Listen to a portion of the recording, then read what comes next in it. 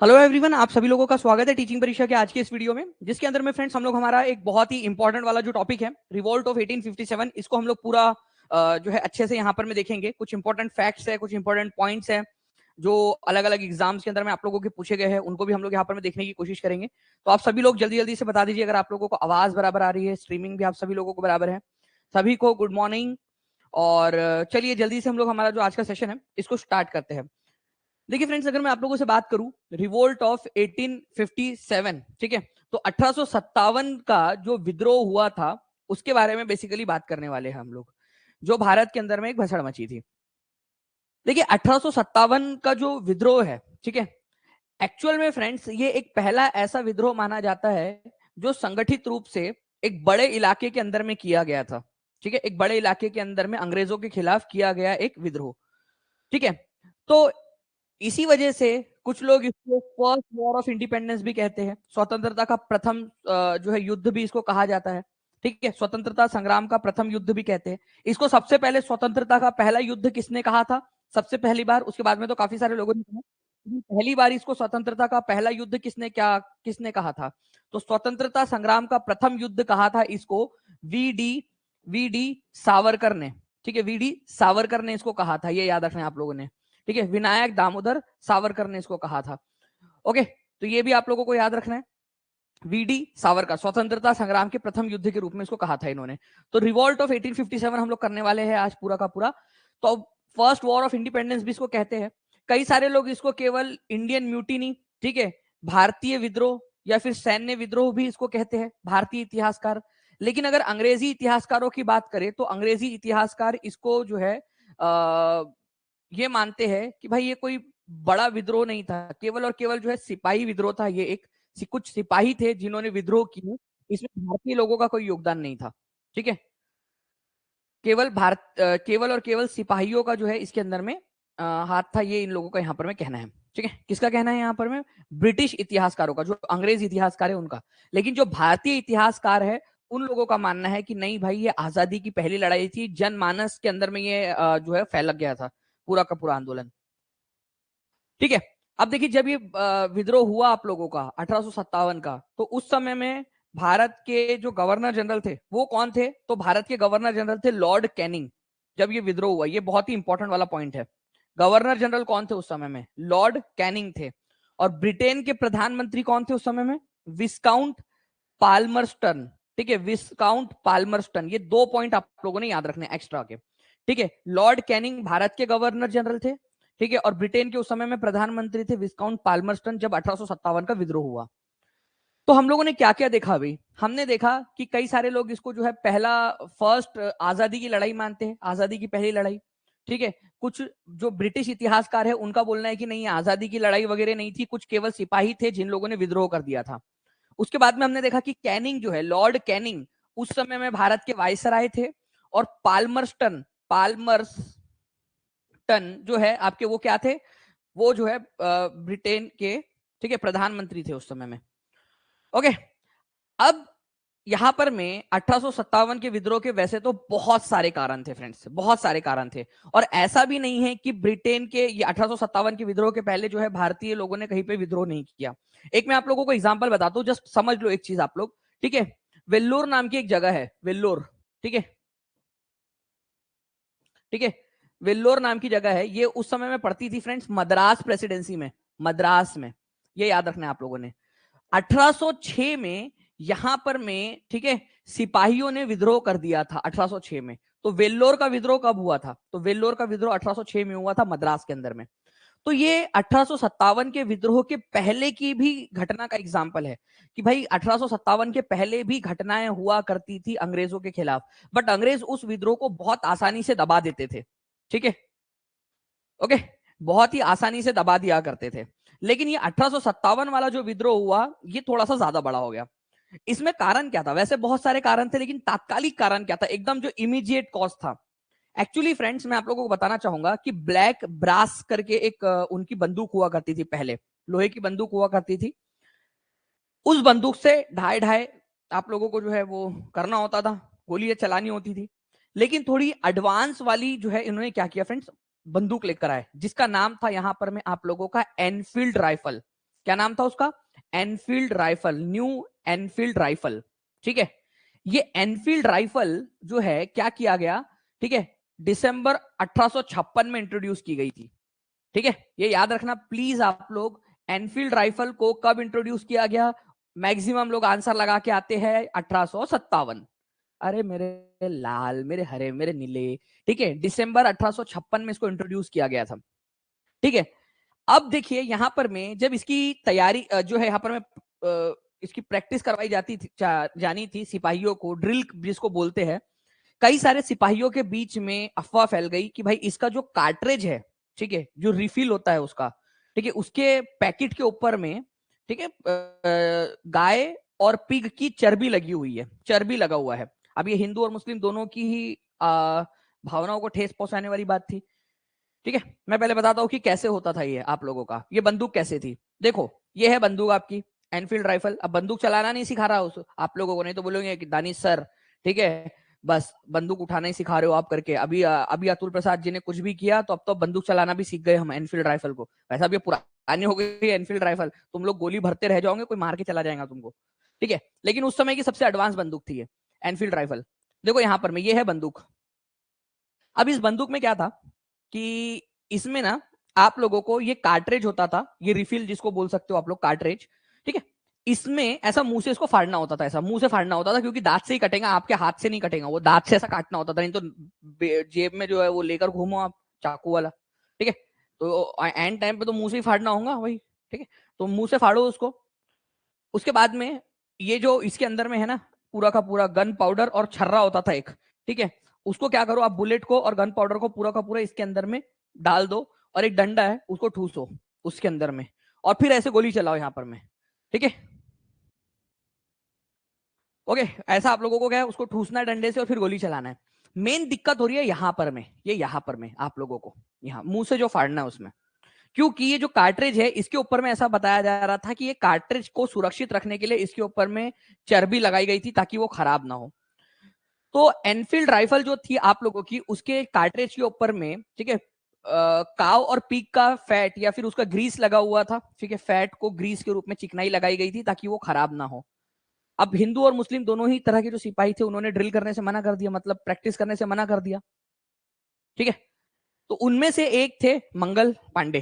ठीक है, Mangal Pandey basically friends आप लोगों को बताना चाहूंगा, बंगाल में 34वें नंबर की जो बंगाल नेटिव इन्फेंट्री थी, 34वें नंबर की।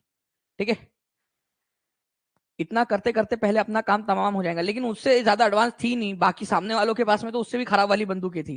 ठीक है, तो 34वें नंबर की बंगाल नेटिव इन्फेंट्री, 34th सभी लोग लिखेंगे, हर कोई बच्चा, क्योंकि ये बहुत ही इंपॉर्टेंट क्वेश्चन है। 34वें नंबर की बंगाल नेटिव इन्फेंट्री, एक्चुअली में क्या होता है ना, सेना को अलग अलग इन्फेंट्री में बांटा जाता है, अलग अलग टुकड़ों में बांटा जाता है। फिर ये इन्फेंट्री जो होती है उसको अलग अलग कंपनीज में बांटा जाता है, अलग अलग छोटी छोटी जो है 20-25 लोगों की कंपनी होती है। ठीक है, तो 34th नंबर की बंगाल नेटिव इन्फेंट्री, अगर मैं आप लोग जानना चाहते हो तो मैं आपको एक बात बता सकता हूँ कि 34वें नंबर की बंगाल नेटिव इन्फेंट्री में भी 5वें नंबर की जो कंपनी थी उसका सदस्य था ये। लेकिन आज तक मैंने क्वेश्चन नहीं देखा जिसके अंदर में 5वें नंबर की कंपनी पूछा हो। ठीक है, तो 34वें नंबर की बंगाल नेटिव इन्फेंट्री याद रखो, अगर कभी पूछ ले, ठीक है, किसी एक आध एग्जाम में, या एग्जामिनर भूल जाए पूछना, तो आप एग्जामिनर को बता देना कि भाई ये भी तो पूछा कर यार, हमको पता है 5वें नंबर की कंपनी थी। 34वीं इन्फेंट्री की 5वें नंबर की कंपनी। इन्फेंट्री बड़ी होती है, उसको छोटी छोटी कंपनीज में बांटा जाता है, 25-30 लोगों का जो ग्रुप होता है उसको कंपनी बोलते हैं। ठीक है, तो बैरकपुर के अंदर में ये 34वें नंबर की बंगाल नेटिव इन्फेंट्री प्लेस थी, वहां पर में उसको रखा गया था। बैरकपुर कहां पर में, बंगाल में। ठीक है, तो मुर्शिदाबाद नाम की जगह जो है ना, वहां पर में आप लोगों को मिलेगा, आज का मुर्शिदाबाद जो है उसके पास में बैरकपुर नाम की जगह है पश्चिम बंगाल में। ये मंगल पांडे जो थे, ठीक है, इन्होंने बोला कि भाई यार ये तुम बहुत गलत कर रहे हो, ये जो बंदूक आप लोग हमसे करवा रहे हो, ये यूज करवा रहे हो, इससे हमारा धर्म भ्रष्ट हो रहा है। ठीक है, तो इन्होंने कार्ट्रिज यूज करने से मना कर दिया। जब दबाव बनाया गया कि भाई नहीं आपको ये यूज करना है, ठीक है, तो उस समय के जो एडजुटेंट लेफ्टिनेंट थे उनके, मतलब उनके जो ऑफिसर थे वहां पर में, जो कमांड कर रहे थे, जो ड्रिल करवा रहे थे, ठीक है, हेनरी बो। देखो इसको दो तरीके से पढ़ा जाता है, इसको या तो हेनरी बो बोल सकते हो या हेनरी बाघ भी बोल सकते हो। देखो दो तरीके से लिख सकते हैं इसको, ये जो बो है उसको। ठीक है, ये कई जगह पे जो इसका जो है आप लोगों का जो ट्रांसलेशन है वो बौ बौ भी है, ठीक है, और कई जगह पे इसको बाघ भी लिखा जाता है, बाघ, कई जगह पे इसको लिखा जाता है बाघ, ठीक है, बाघ, लेकिन एक्चुअल ट्रांसलेशन इसका बौ है, बौ बौ, ठीक है, बाऊ, ऐसे। लेकिन आपको पता ही है हमारे एग्जामिनर लोग तो गूगल ट्रांसलेटर लेकर बैठते हैं वो लोग, ठीक है, तो वो बॉ है, वो हेनरी बॉ, ठीक है।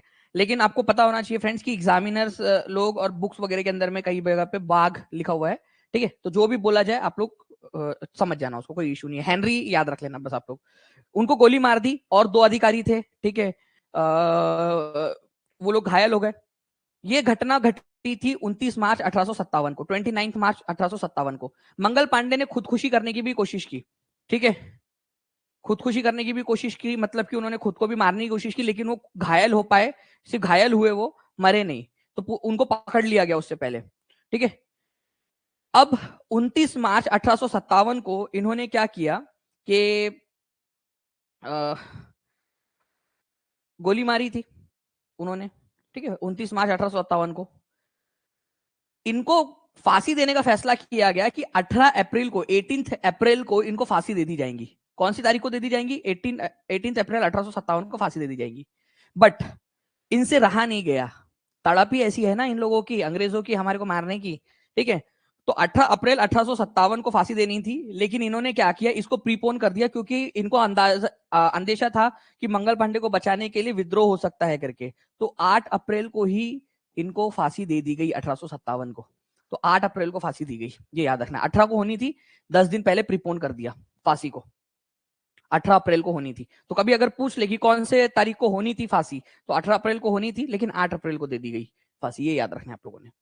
अब यहां पर मैं ये एक चीज हो गई कि भाई आप लोगों का बंगाल 34वें नंबर की बंगाल नेटिव इन्फेंट्री के मंगल पांडे ने जो है गोली चला दी।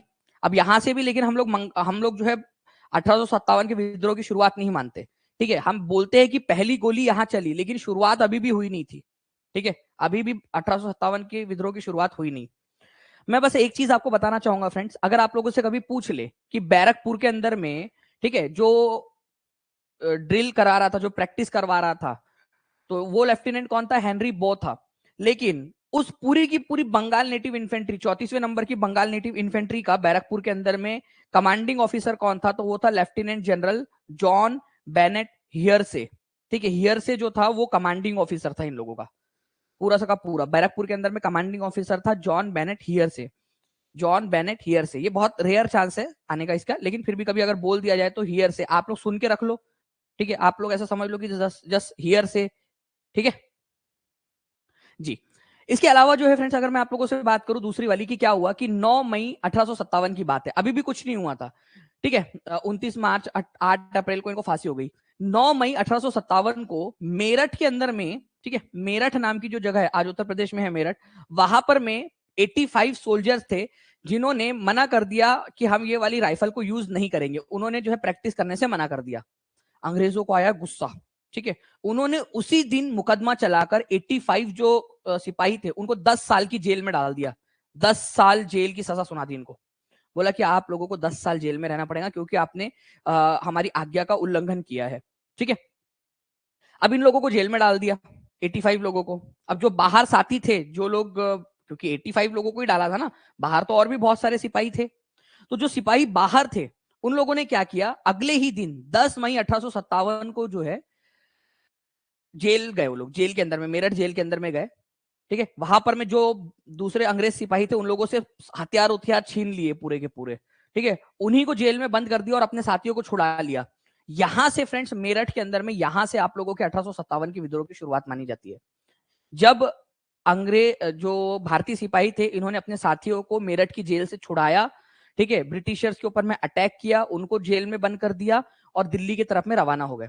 तो 10 मई 1857 को मेरठ से जो है 1857 के विद्रोह की शुरुआत हुई थी। ये आप लोगों ने याद रखना है कब हुई थी, ठीक है, यहां लिख देते हैं हम लोग। यहां पर में देखो दो चीजें आप लोगों की, 85 जो सोल्जर्स थे, ठीक है, सोल्जर्स जो थे आप लोगों के, उन लोगों को, ठीक है, 10 साल की जेल जो हुई थी आप लोगों की, वो हुई थी आप लोगों की कब? ठीक है, ये जेल कब हुई थी आप इनको हुई थी 9 को, 9th, ठीक है, मई। इसके अगले दिन 10th मई को, 10 मई को जो है इनको छुड़ाया गया जेल से, ठीक है, 10 मई को 85 लोगों को छुड़ाया गया, और यहां से जो है स्टार्ट माना जाता है 1857 का। तो अगर आप लोगों को बोला जाए कि 85 सिपाहियों ने ड्रिल करने से मना कर दिया और 10 साल की उनको सजा सुना दी गई, जो कि यूपी टीजीटी 2021 की एग्जाम में आया था कि 85 सिपाहियों ने ड्रिल करने से, प्रैक्टिस करने से कब मना कर दिया था। उसमें 9 तारीख भी थी एग्जाम में, ऑप्शन में, और 10 तारीख भी थी। एग्जामिनर ने जानबूझ के डाला था। मेरठ कहा है तो मेरठ उत्तर प्रदेश के अंदर में मिलेगा आपको, ठीक है, आज के। तो 85 सोल्जर्स जो थे, ठीक है, उनको 10 साल की सजा सुना दी गई थी 9 तारीख को, 9 मई को, और उसके अगले दिन जो है फ्रेंड्स, यहां पर में बाकी के सिपाहियों ने जेल पर हमला कर दिया था 10 तारीख को, और यहां से जो है विद्रोह की शुरुआत मानी जाती है। अब क्या होता है, 10 तारीख को वो लोग पैदल पैदल निकलते हैं दिल्ली की तरफ में। कहां पर में गए सिपाही? दिल्ली की तरफ में गए, और 11 बजे 11 मई को सुबह सुबह जो है दिल्ली पहुंच गए वो लोग। 11 मई को दिल्ली और मेरठ बहुत ज्यादा दूर नहीं है, ठीक है, उत्तर प्रदेश में दिल्ली से लगकर ही है वहां पर में आप लोगों का मेरठ। तो 11 मई को जो है फ्रेंड्स दिल्ली पहुंच जाते हैं सुबह सुबह। ऐसा कहा जाता है कि जब दिल्ली जागी तो दिल्ली जो है वो सिपाहियों की चहलकदमी से जागी। इतना सुबह सुबह तड़के जो है सुबह सुबह पहुंच गए वो लोग, और वो पहुंचे बहादुर शाह जफर के पास में। बहादुर शाह जफर से उन्होंने कहा कि बहादुर शाह जफर, ठीक है, आप हमारे बादशाह हो, आप जिल्ले इलाही हो, आप जो है यहां पर में हमारे, ठीक है, नेता हो, आप हमारे लीडर हो, आप हमारे सब कुछ हो, ठीक है।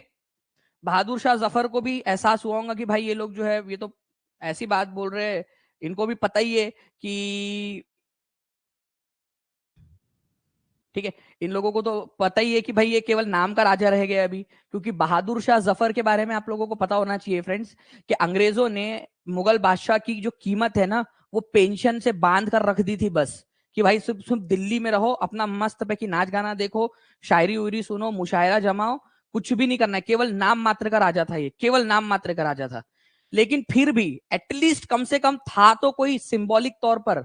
तो सिपाहियों ने इनको मनाया। बहादुर शाह जफर ने पहले शुरुआत में मना किया कि भाई नहीं, नहीं कर सकते करके, लेकिन फिर सिपाहियों के जोर देने पर बहादुर शाह जफर मान गए, और उन्होंने जो है अलग अलग जितने भी इंडियन स्टेट्स थे उन लोगों को लेटर लिखे कि चलो ठीक है यार, जो होगा देखा जाएगा करके, ठीक है, जो होगा अब देखा जाएगा, चलो लड़ते अंग्रेजों के खिलाफ। तो इन्होंने लेटर्स लिखे बहादुर शाह जफर ने। तो आप लोगों को याद रखना है, आप लोगों से स्टेटमेंट वाले पॉइंट के अंदर में पूछा जाता है अक्सर कि बहादुर शाह जफर क्या एकदम से तैयार हो गया, अरे वाह मैं राजा बन जाऊंगा, मजा आ जाएंगी, ठीक है, नहीं, वो शुरुआत में विलिंग नहीं थे, वो उनको मजा नहीं आ रही थी, मतलब उनको नहीं चाहिए था यहाँ पर में, ठीक है। उनको चाहिए था कि भाई जो चल रहा है अभी चलने दो यार, अभी हम लोग अंग्रेजों से लड़ने की कैपेसिटी के अंदर में नहीं है। लेकिन जब सिपाहियों ने जोर दिया तो उन्होंने मान लिया, ठीक है। तो कई सारे जो लोकल लोग थे वो साथ में जुड़ गए बहादुर शाह जफर के, और वो लड़ाई के अंदर में सामने आए भी। कुछ क्वेश्चन देखते हैं। 1857 की म्यूटिनी को पहली बार किसी ने फर्स्ट वॉर ऑफ इंडिपेंडेंस कहा था, ठीक है, स्वतंत्रता की पहली उपाधि दी थी। यहाँ पर मैं कहा था कि स्वतंत्रता संग्राम की पहली उपाधि है, जल्दी बताइए।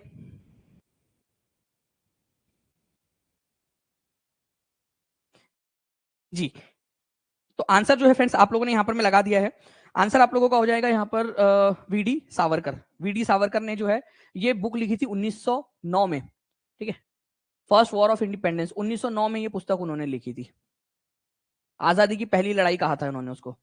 1857 की विद्रोह का तात्कालिक कारण क्या था, इमीडिएट कॉज क्या था? वैसे तो बहुत सारे कारण थे, लेकिन तात्कालिक एकदम एकदम जिसकी वजह से ये विद्रोह शुरू हुआ वो थी फ्रेंड्स फसाद की जड़ एनफील्ड राइफल, ठीक है, एनफील्ड राइफल।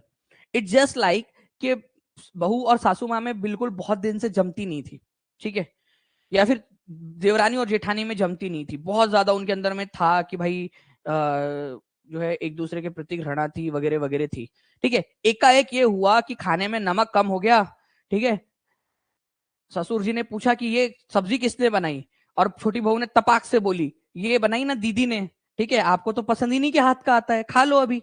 बस इतना बोलना क्या था कि दोनों में हो गई लड़ाई और घर हो गया अलग अलग, बस। तो वो तात्कालिक कारण था, तो तात्कालिक कारण था नमक, ठीक है। इसके अंदर में क्या था? तात्कालिक कारण नमक था आप लोगों का, ओके। तो रिवोल्ट ऑफ 1857 का तात्कालिक कारण क्या था? Enfield rifle. जो कि 1856 में इंट्रोड्यूस की गई थी। अदरवाइज इसके अलावा तो और भी बहुत सारी जो है बातें थी जिसकी वजह से 1857 का विद्रोह हुआ था आपका। First Indian war of independence, ठीक है, यहां पर में ये बुक थी इनकी, तो किसने डिस्क्राइब किया था? वीडी सावरकर ने।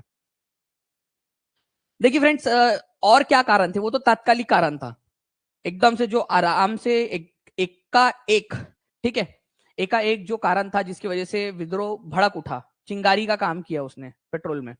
बाकी के और कारण क्या थे? एक था डॉक्ट्राइन ऑफ लैप्स, व्यापगत का सिद्धांत या हड़प की नीति भी इसको बोलते हैं। हड़प, हड़प की नीति, ठीक है, हड़प की नीति।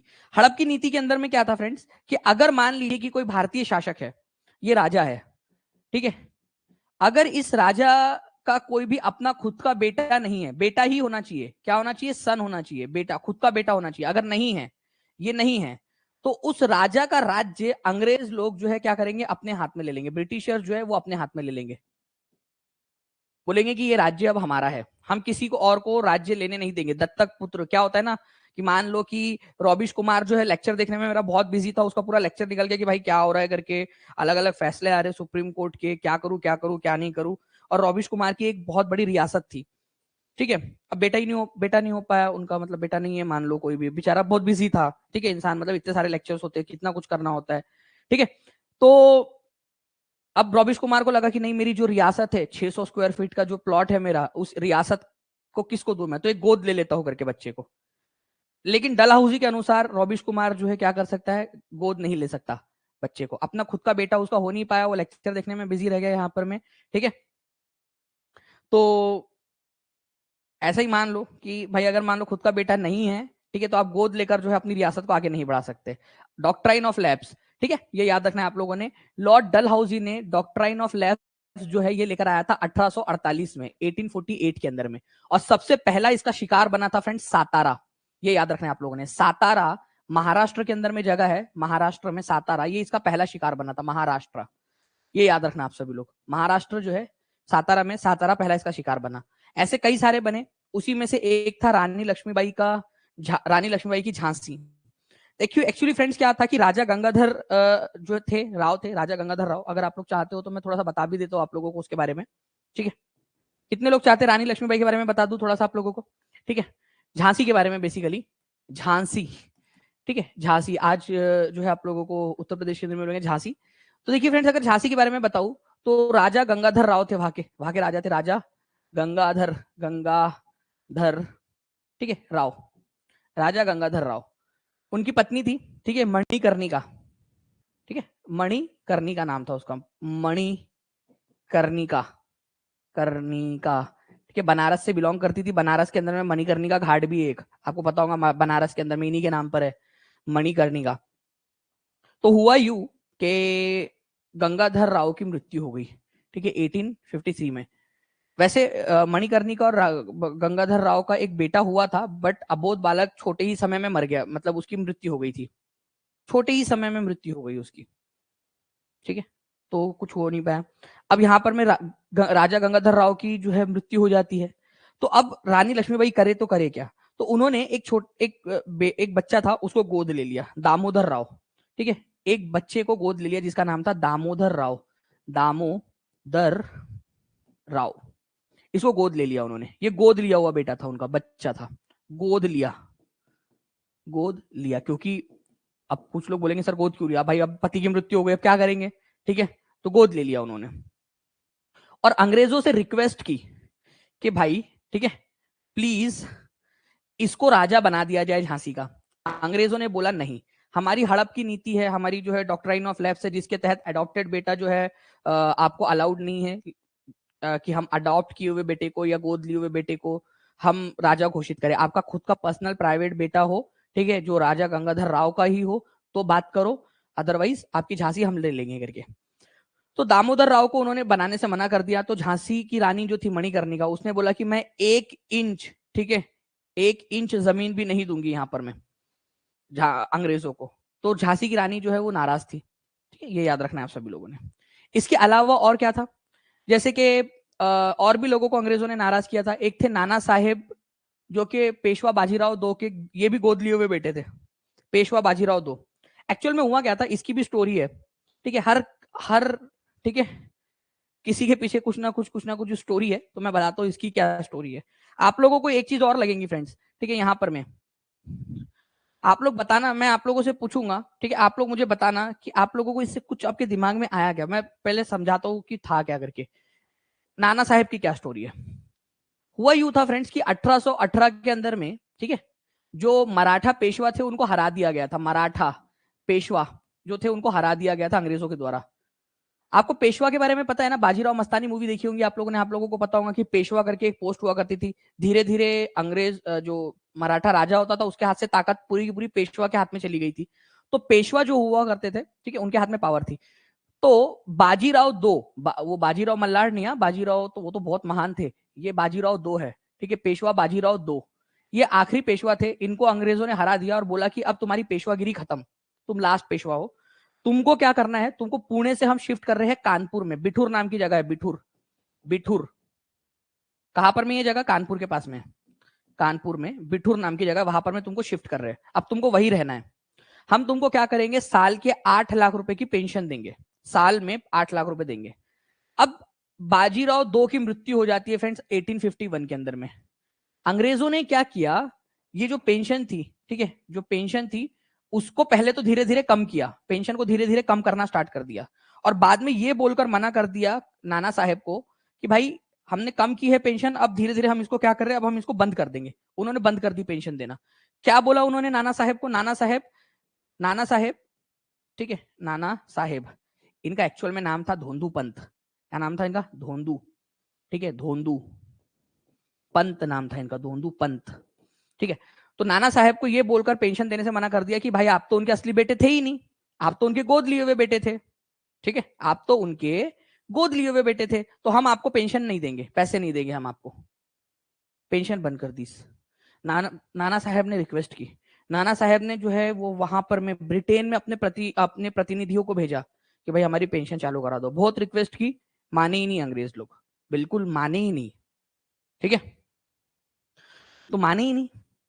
1818 में पहले उनकी पेशवागिरी खत्म कर दी बाजीराव दो की। बाजीराव दो जब तक जिंदा थे, ठीक है, तब तक उनको 8 लाख रुपए सालाना पेंशन मिलती थी। जैसे उनकी मृत्यु हुई 1851 में, धीरे पहले तो पेंशन कम करते गए, हर साल कम करते गए, कम करते गए, ठीक है, और बाद में जो उनका बेटा था, गोद लिया हुआ बेटा धोंदू पंत, ठीक है, उसको जो है यहाँ पर में उन्होंने पेंशन देना भी बंद कर दिया। बट मेरे को एक भी समझ में नहीं आती, बाजीराव दो जी, आपका तो पेशवागिरी भी खत्म हो गई थी, ठीक है, आप तो बिठूर में बैठे हुए थे 1818 से 1851 तक, मतलब बेसिकली दिक्कत थी क्या आपको। मतलब नाना साहब को आप गोद ले चुके थे, मैं माना, लेकिन आपको तो अलाउड था ना एक आध दो शादी और भी कर लेते, उस समय तक तो आया भी नहीं था। हिंदू कोड बिल आया कब, हिंदू कोड बिल कब आया, हिंदू कोड बिल आया आप लोगों का 1948 में, ठीक है, तो हिंदू कोड बिल आया, उस समय तक तो कर सकते थे ना ये शादी। मतलब समझ गए ना आप लोग बात को। एज निकल गया होगा सर, अरे नहीं यार, 1818 से 1851 तक लंबा समय था इनके पास में। चलो कोई बात नहीं, छोड़ो, ठीक है, इधर आ जाओ आप लोग। तो नाना साहेब जो है वो किसके बेटे थे, बाजीराव दो के बेटे थे, जो कि 1851 के अंदर में मृत्यु हो गई थी नाना साहेब की, तो उनको पेंशन देने से मना कर दिया।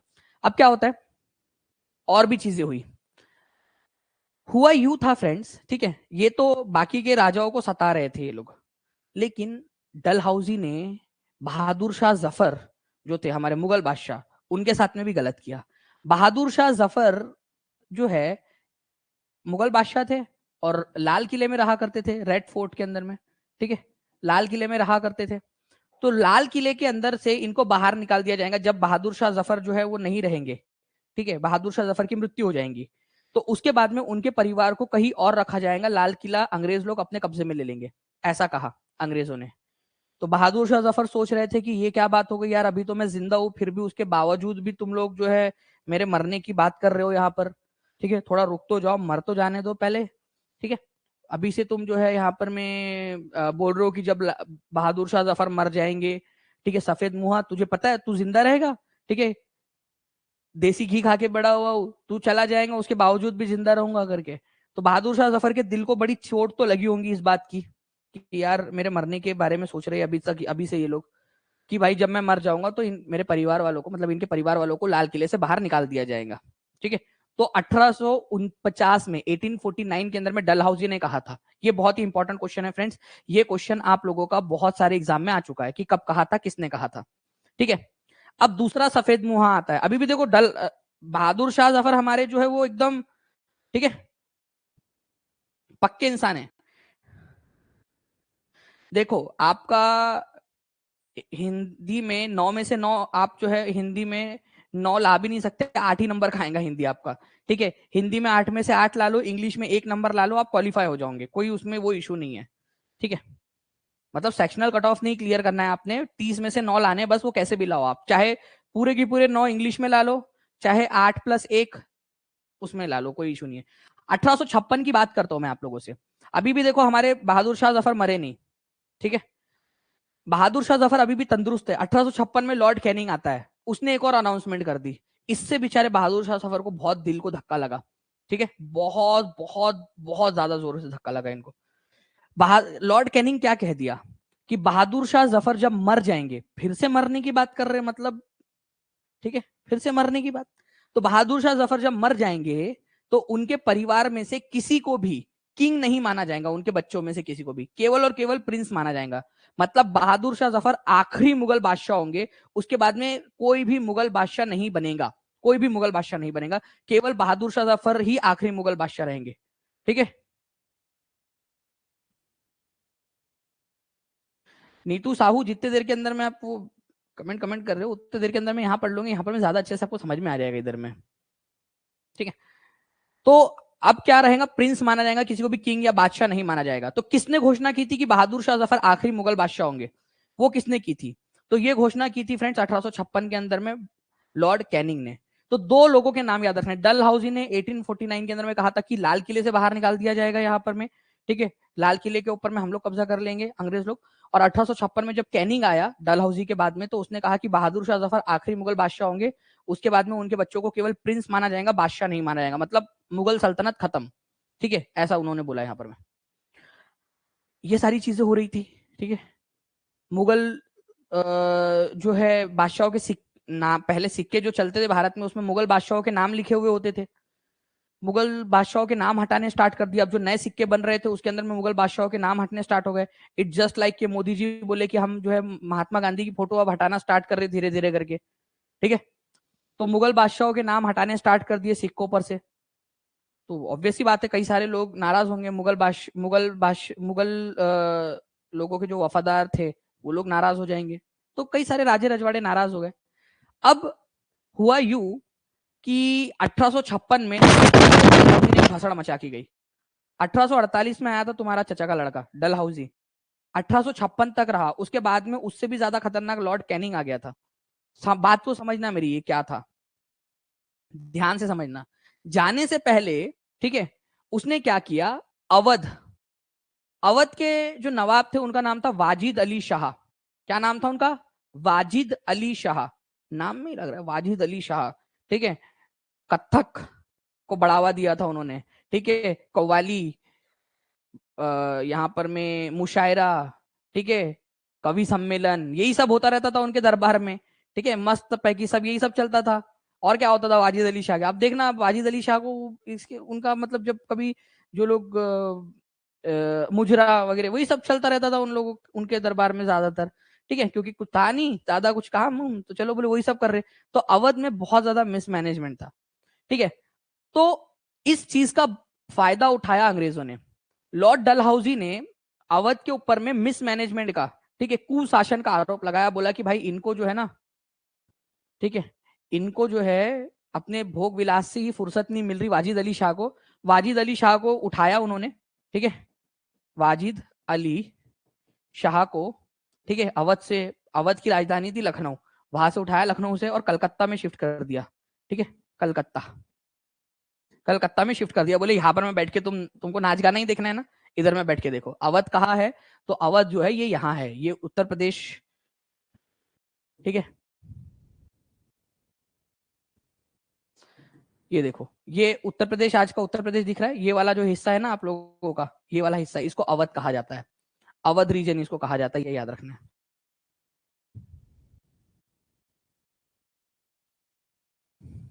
ठीक है, तो वाजिद अली शाह वहां के नवाब थे। तो अवध के आखिरी नवाब कौन थे? अवध के आखिरी नवाब थे वाजिद अली शाह, ये याद रखेंगे आप लोग।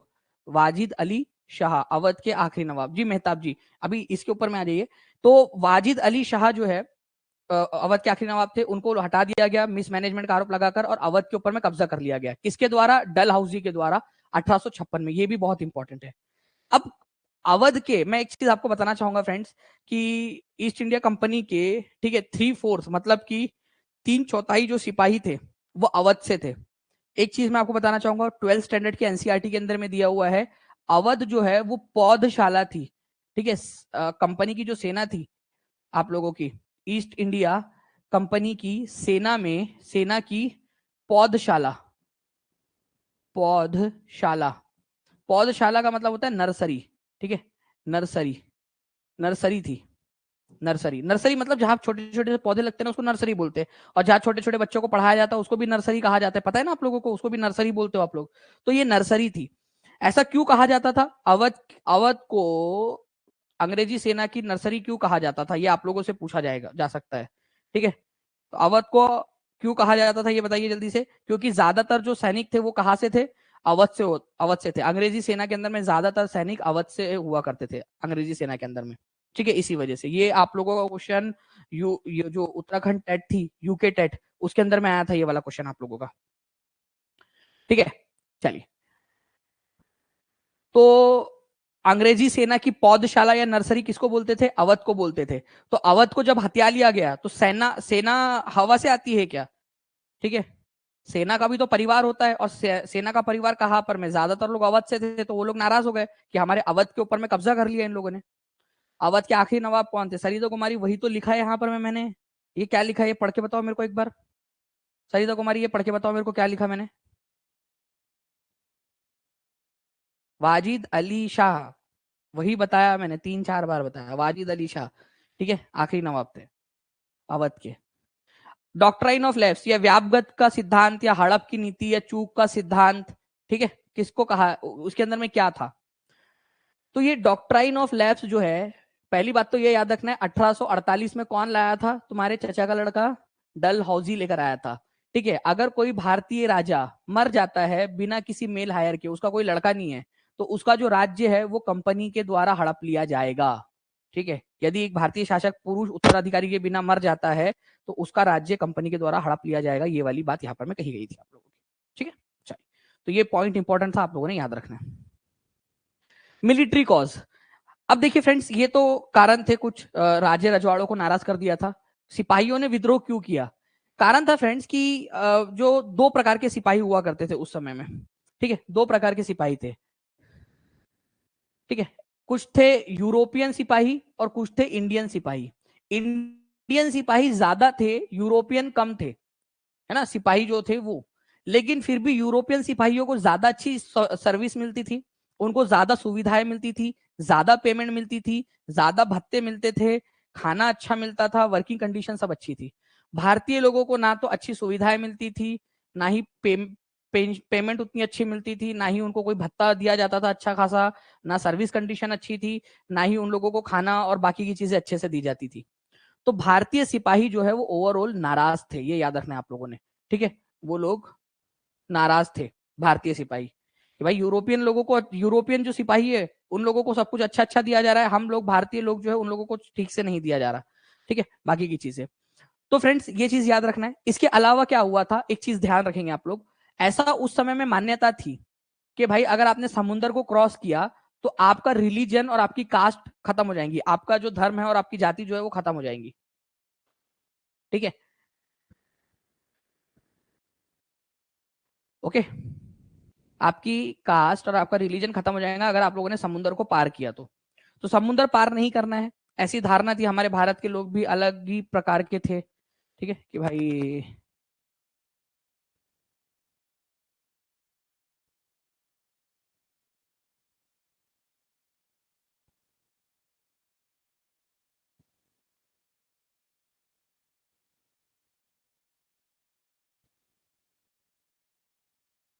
आरामी का बस वही चल रहा है।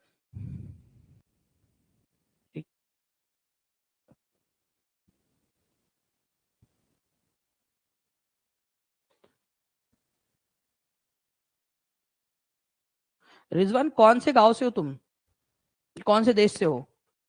ठीक है सर प्लीज सुन लीजिए, सर प्लीज सुन लीजिए, पूरा ऊपर तक जाके देख लिया मैंने, कोई कमेंट नहीं है। ठीक है सर, बस सिर्फ सर सुन लीजिए, सब सुन लीजिए। मैं तो बस संजय बनने वाला हूँ, वो मैं महाभारत का, कि भाई मेरे को जो है ना यहाँ पर मैं दिव्य चिक्षु मिल जाएंगे और मेरे को जो है वहां पर मैं क्या चल रहा है तुम क्या बोल रहे हो सुना ही आ जाएगा। कमाल करते हो यार। मैं बोला कि जब से लिख रहे हो तो कुछ कुछ इंपॉर्टेंट सा कुछ होगा करके, जबरदस्ती बस। तो समुंदर पार करना मतलब अपने जाति और धर्म को भ्रष्ट कर देना। तो फिर उस मैडम का क्या करूं मैं, जो ये बोल रही थी कि 7 समंदर पार में तेरे पीछे पीछे आ गई। ठीक है, जुल्मी मेरी जान, आगे का क्या कुछ तो था वहां पर में। तो लड़की की तो जाति और धर्म भ्रष्ट हो गया, 7 समंदर, उसकी तो 7 बार जाति भ्रष्ट हो गई उस लड़की की, 7 समंदर पार में तेरे पीछे पीछे आ गई। चले कोई नहीं। तो उस समय में फ्रेंड्स भारतीय लोगों का मानना था कि भाई अगर आपने समुद्र क्रॉस किया तो आप लोगों की जाति भ्रष्ट हो जाएगी। 1824 की बात है, 1824 की। ठीक है, जो म्यांमार है, जिसको बर्मा भी कहा जाता था उस समय में, ठीक है, यहां पर में जो देश है ना म्यांमार, वहां पर में हमला करना था। एक रास्ता था जमीन के रास्ते से हमला करने का, और दूसरा रास्ता था कि ऐसे जाके ऐसे समुद्र के रास्ते से इधर से हमला करेंगे करके। तो अंग्रेजों ने डिसाइड किया कि हम एक काम करते हैं, हम जो है ये यहां से जाकर हमला करेंगे, इधर साइड से जाकर समुद्र के रास्ते से। सिपाहियों ने मना कर दिया, बोला कि भाई हम जो है वो समुद्र से नहीं जा सकते, हम लैंड से चले जाएंगे लेकिन समुद्र से नहीं जाएंगे, हमारा समुद्र से जाना मतलब हमारी जाति को भ्रष्ट हो जाना। इन लोगों को बहुत ही बैडली पनिश किया गया था। आप लोगों को याद रखना है फ्रेंड्स की 47th रेजिमेंट थी बैरकपुर की, 1824 में बर्मा जाने से मना कर दिया था और इसी वजह से उनको बहुत ज्यादा पनिशमेंट दी गई थी। ये एक एग्जाम्पल है कि भारतीय सैनिकों को कैसे ट्रीट किया जाता था। ठीक है, ओके। तो 1824 के अंदर में 47th रेजिमेंट थी बैरकपुर की, जिन्होंने जाने से बर्मा जाने से मना कर दिया था। ये क्वेश्चन एग्जाम में पूछते हैं कि ये कब की घटना है, तो 1824 की घटना, ये याद रखेंगे आप लोग। इसके अलावा एक और चीज हुई थी 1857 के जस्ट पहले, 1856 में जनरल सर्विस एनलिस्टमेंट एक्ट आया था। तुम्हारा नया नया आया था मामा का लड़का लॉर्ड कैनिंग, उसने एक कानून लेकर आया, सामान्य सेवा प्रवर्तन अधिनियम, जनरल सर्विस एनलिस्टमेंट एक्ट। उसको एक बात पता चली कि 1824 में कुछ लोग थे जिन्होंने बर्मा जाने से मना कर दिया था। तो उसने क्या सोचा, एक कानून बनाते हैं, अब जितने भी लोग नए भर्ती होंगे उन लोगों से हम पहले ही साइन करवा लेंगे कि अगर वो सेना में शामिल होना चाहते हैं तो तभी उनको भर्ती किया जाएगा, अगर अगर वो बाहर जाकर, जहां पर मैं पूरी दुनिया में जहां पर मैं भी इंग्लिश ईस्ट इंडिया कंपनी को जरूरत पड़ेगी वहां पर मैं जाकर वो अपनी सेवा देने के लिए तैयार है। तो मतलब जस्ट लाइक के, ठीक है, इट्स जस्ट लाइक कि बिहार सरकार आपसे कहे कि भाई आपको जॉब तभी मिलेंगी जब आप जो है नामीबिया, युगांडा, ठीक है, या फिर आप लोगों का केनिया उनिया में जाकर आपको जो है क्या करना पड़ेगा, वहां भी जाके बच्चों को पढ़ाने के लिए जाना पड़ सकता है, हम आपको वहां भी भेज सकते हैं करके पहले ही लिखवा के ले ले, आप लोगों से एग्रीमेंट करवा ले, तभी आपको जॉब मिलेंगी। तो आप बोलोगे कि भाई सर ये तो गलत बात हो गई यार, ये तो हम लोगों के साथ ऐसा कर रहे हैं यहाँ पर में। ठीक है, तो 1856 के अंदर में आया था जनरल सर्विस एनलिस्टमेंट एक्ट, कब आया था ये क्वेश्चन पूछा जाता है। ठीक है, तो 1856 में आया था सामान्य सेवा प्रवर्तन अधिनियम। ठीक है, ये अगर कोई भी व्यक्ति सेना में शामिल होना चाहता है तो उसको विदेशों में भी सेवा करने के लिए सहमत होना पड़ेगा, उसको लिख कर देना पड़ेगा। यहाँ पर मैं अंटार्कटिका जाने के लिए तो अंटार्कटिका भी जाना पड़ सकता है। एक क्वेश्चन है आप लोगों का, बहुत ज्यादा इंपॉर्टेंट क्वेश्चन है, who among the following governor general decided that Bahadur Shah Zafar would be the last Mughal general. ठीक है, उनके बाद में किसी को भी मुगल बादशाह नहीं बनाया जाएगा। ठीक है, तो ये कहा था लॉर्ड कैनिंग ने कि आखिरी, देखो आखिरी मुगल बादशाह वाली जब बात आती है ना, तो ये बात कही थी लॉर्ड कैनिंग ने 1856 में। लेकिन जब लाल किले वाली बात आती है, रेड फोर्ट वाली, तो वो याद रखना है आप लोगों ने, वो कहा था 1849 के अंदर में लॉर्ड डलहौजी ने। तो यहां पर में तो लास्ट वाली बात की गई है, तो इसी वजह से आंसर आपका लॉर्ड कैनिंग होगा। ठीक है, ये याद रखेंगे आप सभी लोग, answer is option number B. अब 1857 की जो क्रांति है वो मैंने आपको बताया कि 10 मई 1857 को स्टार्ट हुई थी। कहां से स्टार्ट हुई थी? मेरठ से। एक नंबर यहां बन गया आप लोगों का और एक नंबर यहां बन गया, एक लाइन में दो क्वेश्चन बन गए, और बहुत ज्यादा, सबसे ज्यादा इंपॉर्टेंट क्वेश्चन। ठीक है, अगर कोई है इस पूरे चैप्टर में से तो ये एक लाइन के अंदर में। 1857 की क्रांति कहां से शुरू हुई थी? मेरठ से हुई थी। कब हुई थी? 10 मई 1857 को। सिपाही जो है 11 तारीख को सुबह सुबह तड़के जो है वो लाल किला पहुंच गए दिल्ली के अंदर में। शुरुआत में तो मना कर दिया था बहादुर शाह जफर ने, लेकिन उन्होंने बाद में मान लिया। उन्होंने जो है लेटर्स लिखे सबको, काफी सारे लोग आए, बहादुर शाह जो है वो सिंबल बन गए इसके, मतलब इस विद्रोह के पूरे सिंबल बन गए। सब लोगों ने बहादुर शाह जफर को, ठीक है, बादशाह हिंदुस्तान घोषित कर दिया, बादशाह ए हिंदुस्तान घोषित कर दिया, बोला कि ये हिंदुस्तान के बादशाह है और हम इनकी छत्र छाया में लड़ाई लड़ रहे हैं। एक्चुअल में ये केवल सिंबॉलिक थे, मतलब केवल नाम मात्र के बादशाह थे, क्योंकि तो बूढ़े हो चुके थे और कोई पावर थी नहीं उनके पास में। असली जो दिल्ली से लड़ाई लड़ रहे थे वो थे जनरल बख्त खान, ठीक है, जनरल बख्त खान। ये बरेली से थे और लड़ते लड़ते दिल्ली आ गए थे और दिल्ली से लड़ाई लड़ रहे थे। एक्चुअल में फ्रेंड्स दिल्ली में लड़ाई कौन लड़ रहा था? बख्त खान। नाम मात्र के लिए दिल्ली का लीडर था बहादुर शाह जफर, लेकिन एक्चुअल में जो लड़ाई लड़ रहे थे दिल्ली से वो बख्त खान थे। ये याद रखना है आप लोगों ने, इंपॉर्टेंट है। और बख्त खान से खुश होकर बहादुर शाह जफर ने उनको साहेब आलम बहादुर की उपाधि दी थी, साहेब आलम बहादुर, ठीक है। तो बख्त खान को कौन सी उपाधि दी थी बहादुर शाह जफर ने? साहेब आलम बहादुर। या उल्टा क्वेश्चन भी पूछा जा सकता है, ठीक है, कि साहेब आलम बहादुर की उपाधि जो है वो किसको दी थी, ठीक है। छुटकू कुछ हेल्प कर सकते हो यहाँ पर? मैं बच्चों को एक आध दो क्वेश्चन बनाने के अंदर में इसमें से, ठीक है। व्हेन डिड 1857 की म्यूटिनी बिगिन? अब मेरे बच्चे तो इसका आंसर ऐसे ही कर देंगे यार, ठीक है। बताओ इसका आंसर क्या होगा? 1857 के विद्रोह की शुरुआत जो है वो कब हुई थी? 10 मई 1857 को हुई थी, ठीक है। एक और क्वेश्चन बना के बताओ छुटकू। Who was proclaim at the leader of the leader by सिपाही? सिपाहियों ने अपना नेता किसको चुन लिया था? बहादुर शाह जफर को चुन लिया था यार, ठीक है। आ जाओ आगे में। Who led the revolt of Bareilly troops and brought them to Delhi? Bareilly से दिल्ली। अब देखो ये क्वेश्चन बढ़िया है, ये वाला मजेदार क्वेश्चन है, ठीक है। ये क्वेश्चन मुझे बहुत पसंद आया, ठीक है। इसमें देखो, इसमें क्या बोला है कि दिल्ली से बरेली को मतलब बरेली से दिल्ली के अंदर में ट्रूप्स को या सेना को कौन लेकर आया था?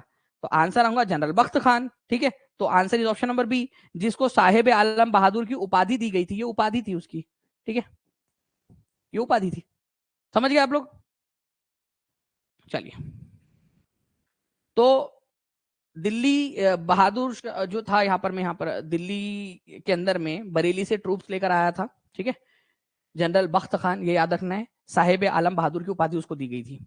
तो अलग अलग जगह के ऊपर में विद्रोह जो है फ्रेंड्स फैल गया, धीरे धीरे धीरे धीरे जो है वो विद्रोह फैल गया आप लोगों का।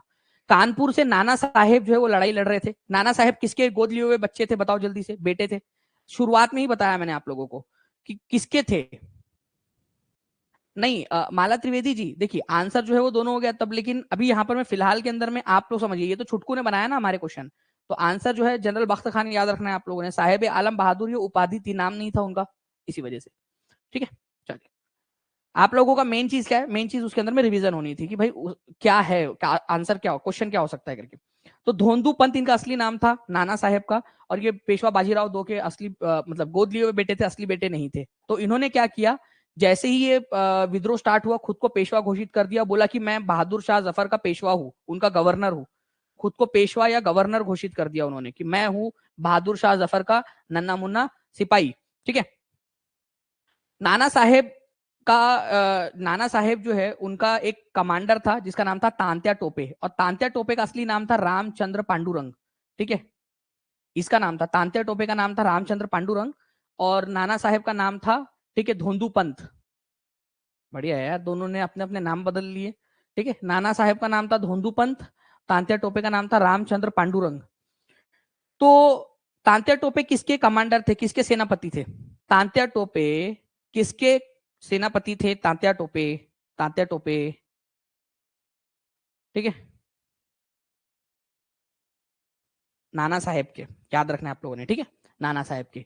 तो कानपुर में किसने कमान संभाली थी? कानपुर के अंदर में नाना साहेब ने कमान संभाली और अंग्रेजों के खिलाफ लड़ना स्टार्ट कर दिया, ठीक है। एक्चुअल में फ्रेंड्स कानपुर के अंदर में सर ह्यू व्हीलर कमांडिंग ऑफिसर थे। ह्यू व्हीलर, ह्यू व्हीलर कानपुर के अंदर में। नाना साहेब ने क्या किया फ्रेंड्स, उनका जो पूरा का पूरा छावनी थी उसको चारों तरफ से घेर लिया, ठीक है। ह्यू व्हीलर का जो बेटा था उसमें मारा गया, ठीक है। तो जैसे ही ये खबर पता चली ह्यू व्हीलर को, तो ह्यू व्हीलर बहुत ज्यादा टूट गया, उसने आत्मसमर्पण कर दिया था बाद में। तो कानपुर के अंदर में वो कमांडिंग ऑफिसर कौन था जिसने सरेंडर कर दिया था? तो वो था कानपुर के अंदर में यू व्हीलर। आपको मैं बताऊं मैंने इसको कैसे याद रखा था, इसको कानपुर में व्हील व्हील होता है गोल गोल चक्के जैसा, व्हील जो है गोल होता है, और कानपुर के अंदर कान के अंदर में आप लोग गोल गोल जो है वो कान के अंदर में बाली पहनते हो आप लोग, ठीक है। तो गोल गोल व्हीलर व्हील टाइप की कानपुर के अंदर में आपने जो है चक्को जैसी जो है वो रिंग पहनी हुई है, ऐसा याद रख लिया था मैंने। तो आप लोगों को पता नहीं वो आप लोग रख पाओगे कि नहीं रख पाओगे उतना याद, ठीक है, लेकिन कर लेना वो हो जाता है। कानपुर के अंदर में यू व्हीलर जो थे वो कमांडिंग स्टेशनर कमांडिंग जो है यहाँ पर में ऑफिसर थे, उन्होंने सरेंडर कर दिया था यू व्हीलर को कानपुर के अंदर में। तो नाना साहेब ने क्या किया, यू व्हीलर को सरेंडर करने पर मजबूर कर दिया। बेगम हजरत महल, अब इनके बारे में आपको क्या ही बताऊं मैं, इनकी तो पूरी की पूरी लाइफ स्टोरी आप लोगों को बता सकता हूँ मैं यहाँ पर में, क्या था इनका। ये जो है फ्रेंड्स अवध के अंदर में इनको हरम में रखा गया था। हरम मतलब होता है वाजिद अली शाह का जो बहुत सारी पत्नियां थी, ठीक है, जो रहती है ना उसको हरम कहा जाता है, जहां पर में महिला जो राजघराने की महिलाएं जहां रहती है हरम बोलते हैं उसको। तो ये दासी हुआ करती थी। वाजिद अली शाह का दिल आ गया इनके ऊपर में, उन्होंने उनसे शादी कर ली और उनका एक बेटा हुआ, ठीक है, बिरजिश कादर। मस्त पैकी दोनों का चल रहा है यहाँ पर में। वाजिद अली शाह अपनी इसमें भी खुश है। वाजिद अली शाह ने इनको एक उपाधि भी दी थी, महक परी, महक परी, ठीक है, महक परी की उपाधि दी थी। ओके, तो ये जो बेगम हजरत महल थी, इन्होंने देखा कि भाई अंग्रेजों के खिलाफ सिपाहियों ने विद्रोह कर दिया है, अवध को ले लिया गया। अवध जो उनके पति थे उनको कलकत्ता भेज दिया गया। कलकत्ता में बोला कि भाई नाच गाना ही देखना है तो कलकत्ता में देखो। तो बेगम हजरत महल ने जो है लखनऊ से, जो कि अवध की राजधानी थी, वहां पर में कमान संभाली और अपने बेटे को अवध का नया नवाब घोषित कर दिया। बोला कि बिरजिश कादर जो मेरा बेटा है, 12 साल का था वो केवल, उस समय में केवल 12 साल का, ठीक है। तो महक परी की उपाधि दी गई थी फ्रेंड्स आप लोगों के बेगम हजरत महल को। ब्रिटिश कादर जो है फ्रेंड्स अपने बेटे को उन्होंने नवाब घोषित कर दिया। लखनऊ से कौन कमान संभाला था अंग्रेजों की तरफ से, जनरल नील, ठीक है, जनरल हैवलॉक और सर हेनरी लॉरेंस, ठीक है।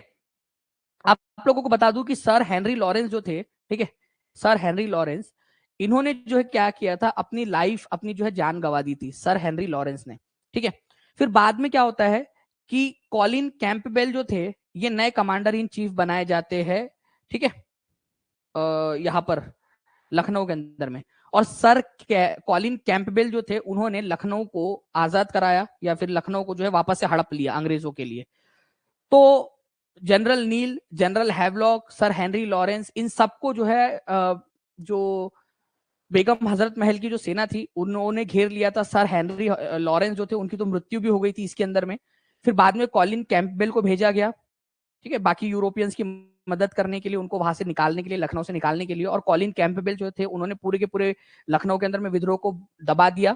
और बेगम हजरत महल जो है वो फिर उनको भागना पड़ा, अपने बेटे को लेकर जो है वो नेपाल भाग गई थी, जहां पर उनकी 1879 के अंदर में उनकी मृत्यु हुई, 1879 के अंदर में नेपाल के अंदर में। झांसी की बात अगर मैं करूं तो मैंने आप लोगों को बताया कि गंगाधर राव वहां के राजा थे, ठीक है, मराठा राजा थे वो एक, ठीक है, मतलब मराठा, कई सारे मराठा राजाओं में बट चुका था पूरा मराठा राजवंश, ठीक है। तो मराठा वंश के राजा थे ये राजा गंगाधर राव, झांसी से राज करते थे। तो उनकी जो पत्नी थी मणिकर्णिका, जिसको लक्ष्मीबाई के नाम से भी जाना जाता है, तो अपने पति की मृत्यु के बाद में उन्होंने जो है एक बेटे को गोद ले लिया था, ठीक है, दामोदर राव उसका नाम रखा। अंग्रेजों से रिक्वेस्ट की कि भाई प्लीज दामोदर राव को जो है झांसी का राजा घोषित कर दिया जाए। अंग्रेजों ने मना कर दिया। अंग्रेजों ने कहा कि नहीं, हम नहीं कर सकते, क्योंकि हम दत्तक लिए हुए पुत्र को, गोद लिए हुए बेटे को अलाउ नहीं करेंगे, ठीक है। तो झांसी की रानी ने बहुत रिक्वेस्ट की, बहुत ज्यादा रिक्वेस्ट की, लेकिन जो है फ्रेंड्स वो लोग नहीं माने, ठीक है। तो आखिरकार उन्होंने जो है वो विद्रोह में पार्टिसिपेट कर लिया। मांडला नाम की जगह है फ्रेंड्स मध्य प्रदेश में, रानी अवंतीबाई लोधी रामगढ़ की रानी थी, रामगढ़, ठीक है। तो रामगढ़ मध्य प्रदेश छत्तीसगढ़ के इलाके में पड़ता था, ठीक है, रामगढ़ मध्य प्रदेश और छत्तीसगढ़ का जो कंबाइन इलाका है ना, उधर साइड के अंदर में पड़ता था ये, ठीक है। रामगढ़ वहां की रानी थी, रानी अवंतीबाई लोधी। इन्होंने भी फ्रेंड्स 4000 अपने सैनिकों को लेकर जो है अंग्रेजों के खिलाफ विद्रोह कर दिया था। वो बात अलग है कि रानी अवंतीबाई लोधी भी लड़ते लड़ते मारी गई थी। आप लोग झांसी की रानी को याद रखते हो, ठीक है, उनके ऊपर में क्योंकि कविता बन गई, ओके, उनके ऊपर में कविता बन गई क्योंकि वो झांसी वाली रानी थी। लेकिन आप लोग रानी अवंतीबाई लोधी को भूल जाते हो, जो कि 4000 सैनिकों को लेकर, ठीक है, लड़ाई के अंदर में कूद पड़ी थी। झांसी की रानी रानी लक्ष्मीबाई जो है वो भी महान थी, ठीक है, वो भी बहुत ज्यादा बहादुर थी, लड़ते लड़ते मरी वो भी, ठीक है। लेकिन फ्रेंड्स यहाँ पर में रानी अवंतीबाई लोधी किसी भी सूरत में उनसे 19 नहीं थी, ठीक है, या उनसे कम नहीं थी। उन्होंने भी बहुत ही बहादुरी के साथ में लड़ाई लड़ी। रानी अवंतीबाई लोधी जो है, उन्होंने तो अपने शौर्य का प्रदर्शन करते हुए ये किया था यहाँ पर में कि भाई मुझे जो है अंग्रेजों के खिलाफ लड़ना है। रानी लक्ष्मीबाई ने लड़ा था अपनी झांसी को बचाने के लिए, अपने बेटे को गद्दी पे बिठाने के लिए। अवंतीबाई लोधी ने लड़ा था अपने आप को आजाद रखने के लिए, ठीक है, अपने आप को आजाद रखने के लिए। तो ये दोनों में फर्क है। आरा बिहार, ठीक है। एक्चुअल में फ्रेंड्स जगदीशपुर नाम की जगह है आरा के पास में। आप लोगों को बता दूं कि ये जगदीशपुर नाम की जो जगह है ना, बेसिकली ये आज भोजपुर डिस्ट्रिक्ट के अंदर में पड़ती है, आज के भोजपुर डिस्ट्रिक्ट के अंदर में। तो जगदीशपुर के अंदर में कुंवर सिंह जमींदार हुआ करते थे, 80 साल के थे, ये ओल्ड हो चुके थे, ठीक है। इन्होंने क्या किया फ्रेंड्स, बिहार के अंदर में कमान संभाली। इनकी जो जमींदारी थी उसका एक बहुत बड़ा हिस्सा अंग्रेज इनसे छीन चुके थे, अंग्रेजों ने इनसे छीन लिया था। तो जगदीशपुर के जो जमींदार थे, ठीक है, बाबू कुंवर सिंह 80 साल के, उन्होंने रिवोल्ट स्टार्ट किया बिहार के अंदर में। और इस तरह से जो है फ्रेंड्स 1857 के अंदर में बिहार में 1857 का जो विद्रोह का केंद्र है वो जगदीशपुर बन गया। इलाहाबाद के अंदर में कमान संभाली थी मौलवी लियाकत अली ने, ठीक है, मौलवी लियाकत अली, ये भी याद रखना है आप लोगों ने, इलाहाबाद के अंदर में। ओके, आसाम के अंदर में किसने कमान संभाली थी, पूरा का पूरा हम लोग क्वेश्चन के थ्रू भी रिवाइज करेंगे, ठीक है। आसाम के अंदर में कमान संभाली इन्होंने दीवान मनीराम दत्ता ने, ठीक है, दीवान थे मनीराम दत्ता। ओके, ये याद रखना है आप सभी लोगों ने, आसाम में थे। एक्चुअली इन्होंने क्या किया, 1857 के विद्रोह के समय में जो आखिरी राजा थे, ठीक है, उनका एक बेटा था, उनका ग्रैंडसन था, पोता था, ठीक है, उसका नाम था कंडा पेशवर सिंह, ठीक है, उसको आसाम का राजा घोषित कर दिया और खुद जो है उसके बिहाफ पे राज करने लगे। दीवान थे उनके मनीराम दत्ता, दीवान मतलब जो उनके फाइनेंस ऑफिसर थे मनीराम दत्ता। बाद में अंग्रेजों ने इनको पकड़ा, इनको फांसी पे लटका दिया था चौराहे के ऊपर में। आपको पता है मनीराम दत्ता जो थे ना, उनको चौराहे पे सबके सामने फांसी पे लटका दिया गया था। अवंती बायोलॉजी कौन थी, अरे जितेंद्र मिस्त्री, अवंती बायोलॉजी नहीं थी वो, अवंतीबाई लोधी थी वो, अवंती बायोलॉजी की, ठीक है। अवंतीबाई लोधी जो है रामगढ़ की रानी थी, रामगढ़ की रानी या महारानी बोल सकते हो आप उनको। वो अपना अपना साम्राज्य जो है वो आजाद रखना चाहती थी, अंग्रेजों के सामने नहीं रखना चाहती थी, ठीक है। रामगढ़ नाम की एक छोटी सी रियासत थी, उसकी रानी थी वो। नाना साहेब जो है किसके बेटे थे गोद लिए हुए, नाना साहेब जो है किसके गोद लिए हुए बेटे थे, पेशवा बाजीराव दो के गोद लिए हुए बेटे थे, ठीक है। चलिए बरेली से कौन लड़ रहा था, बरेली से लड़ रहे थे फ्रेंड्स, ठीक है, रोहिलखंड के पुराने जो राजघराना था, रोहिलखंड का राजघराना, उनके वंशज थे खान बहादुर खान, ठीक है। इनके पास में 40,000 सोल्जर्स की जो है ना यहाँ पर में ताकत थी, 40,000 सोल्जर्स या सैनिक थे इनके पास में। तो रोहिलखंड के पूर्व शासक के वंशज थे ये खान बहादुर खान। इन्होंने सोचा कि चलो यार मैं भी इसके अंदर में भाग लेता हूँ, और खुद को बरेली का उन्होंने शासक घोषित कर दिया। वैसे बरेली से एक व्यक्ति था बख्त खान, जो लड़ते लड़ते दिल्ली चला गया था, ठीक है, बख्त खान। लेकिन बरेली से एक्चुअल में लड़ाई किसने लड़ी थी, खान बहादुर खान ने, ये याद रखना है आप लोगों ने, खान बहादुर खान ने बरेली से। तो बरेली से लड़ाई किसने लड़ी, खान बहादुर खान ने। अब बख्त खान के बारे में आप लोगों को में से कई सारे लोगों को कंफ्यूजन हो सकता है, एग्जामिनर भी आप लोगों को कंफ्यूज करने की कोशिश करता है। बख्त खान थे कहां से, बख्त खान था कहां से, तो बख्त खान जो है वो बरेली से थे, लेकिन चले कहा गए थे लड़ते लड़ते, दिल्ली, दिल्ली से उन्होंने लड़ाई लड़ी। लड़ाई कहां से की, तो दिल्ली से की, लेकिन थे कहां से, बरेली से। लेकिन बरेली से लड़ा कौन, ठीक है, अगर ये वाला आप लोगों से पूछा जाए कि बरेली से लड़ा कौन, तो बरेली से जो है वो फ्रेंड्स लड़े थे आपके खान बहादुर खान, ठीक है। फैजाबाद में एक मौलवी थे, मौलवी अहमदुल्ला शाह। मौलवी अहमदुल्ला शाह जो है फ्रेंड्स, इन्होंने एक बहुत बड़ी ताकत जुटा ली थी। आप लोगों को एक चीज बताऊं मैं यहाँ पर में, ठीक है, अंग्रेजों ने खुद इनके बारे में कहा है कि भाई सबसे ज्यादा अगर इनका कोई साहसी दुश्मन था पूरा का पूरा इस 1857 के युद्ध में, तो फैजाबाद के जो मौलवी थे, ठीक है, अहमदुल्ला शाह, वो थे। आपको पता है इनके ऊपर में 50,000 रुपए का इनाम रखा गया था उस समय में। आप सोचो उस समय के 50,000 रुपए कितनी बड़ी रकम थी, 50,000 रुपए का इनाम रखा गया था इनके ऊपर में, ठीक है। इतनी बड़ी ताकत इन्होंने जमा कर ली थी, ठीक है, ठीक है, 50,000 रुपए का इनाम, कि भाई जो भी इनको पकड़ के लेकर आएगा जिंदा या मुर्दा, उनको 50,000 का इनाम दिया जाएगा करके, ठीक है। आखिर में जो है फ्रेंड्स लड़ते लड़ते जो है इनकी भी यहाँ पर मृत्यु हो जाती है, ठीक है। और सबसे बड़ा दुश्मन बताया था कि बोला कि भाई सबसे ताकतवर और सबसे योग्य अगर कोई दुश्मन था, ठीक है, अरे बत्तख खान नहीं, वो बख्त खान थे, बख्त खान, जनरल बख्त खान थे दिल्ली के, बरेली के, लेकिन दिल्ली चले गए थे, बख्त खान। ठीक है, चलिए, तो सबसे बड़ा दुश्मन किसको माना है उन्होंने? अहमदुल्ला शाह को माना था अंग्रेजों ने। अब देखिए फ्रेंड्स, हम लोगों को ये सारी की सारी चीजें पता कैसे चली? एक तो है अंग्रेजों का वर्जन जो अंग्रेजों ने बताया। अंग्रेजों ने हम लोगों को बताया कि भाई ये एक मामूली सा विद्रोह था, सैनिक लोग थे कुछ, और सैनिक लोग जो है उन्होंने विद्रोह किया बस। बट एक्चुअल में कहानी क्या थी वो हम लोगों को हमारे भारतीय इतिहासकारों से पता चलती है। माझा प्रवास, ठीक है, नाम की एक पुस्तक है, माय ट्रेवल्स, ठीक है, माय ट्रेवल्स, माझा मतलब मेरा और प्रवास मतलब यात्रा, तो मेरी यात्रा, माझा प्रवास मेरी यात्रा, माय ट्रेवल्स, 1857 की कहानी, ठीक है। ये विष्णुदत्त गोडसे के द्वारा प्रकाशित एक पुस्तक थी, जो कि जिन्होंने 1857-58 के समय में मध्य भारत और उत्तरी भारत के अंदर में यात्रा की, और बाद में 1860 में इनकी पुस्तक प्रकाशित हुई थी, ठीक है। माझा प्रवास, माझा प्रवास मेरी यात्रा, तो मराठी के अंदर में ये पुस्तक थी, विष्णु भट्ट गोडसे ने लिखी थी। इससे भी हमें बहुत सारी जानकारी मिलती है, विष्णु भट्ट गोडसे की पुस्तक। इसके अलावा फ्रेंड्स, सर सैयद अहमद खान, ठीक है, ये इन्होंने एक पुस्तक लिखी थी जिसका नाम था असबाब ए बगावते हिंद, ठीक है, असबाब ए बगावते हिंद। असबाब का मतलब होता है कारण, ठीक है, भगवत नहीं है ये, बगावत है, बगावत, बगावत, बगावत, असबाब ए बगावत हिंद। असबाब मतलब कारण, ठीक है, रीजंस, ठीक है, बगावत मतलब विद्रोह। तो असबाब बगावत हिंद का मतलब क्या हो जाएगा? असबाब बगावत हिंद का मतलब हो जाएगा आप लोगों का फ्रेंड्स कि जो हिंद में बगावत हुई थी, जो विद्रोह हुआ था, उसका कारण क्या है? ठीक है, ऐसे समय में जरूरत पड़ने पर जूम नहीं होता, अभी जूम नहीं चाहिए तो जूम हो रहा है, ठीक है। बगावत हिंद, असबाब बगावत हिंद, ये पुस्तक थी फ्रेंड्स, उर्दू भाषा में उन्होंने लिखी, और भारतीय भाषा में प्रकाशित होने वाली ये पहली पुस्तक थी आप लोगों की, ये याद रखना है आप लोगों ने, ठीक है। विष्णु भट्ट गोडसे की जो पुस्तक है वो याद रखना है आप लोगों ने कि 1860 में प्रकाशित हुई थी मराठी में, लेकिन ये पुस्तक उर्दू में किसी भी भारतीय भाषा के अंदर में प्रकाशित होने वाली पहली पुस्तक थी, ये याद रखेंगे, असबाब बगावत हिंद। ओके, अब मैं आप लोगों को कुछ चीजें बताना चाहूंगा यहाँ पर मैं, आई होप आप लोगों को दिखाई दे रहा हो फ्रेंड्स, ठीक है।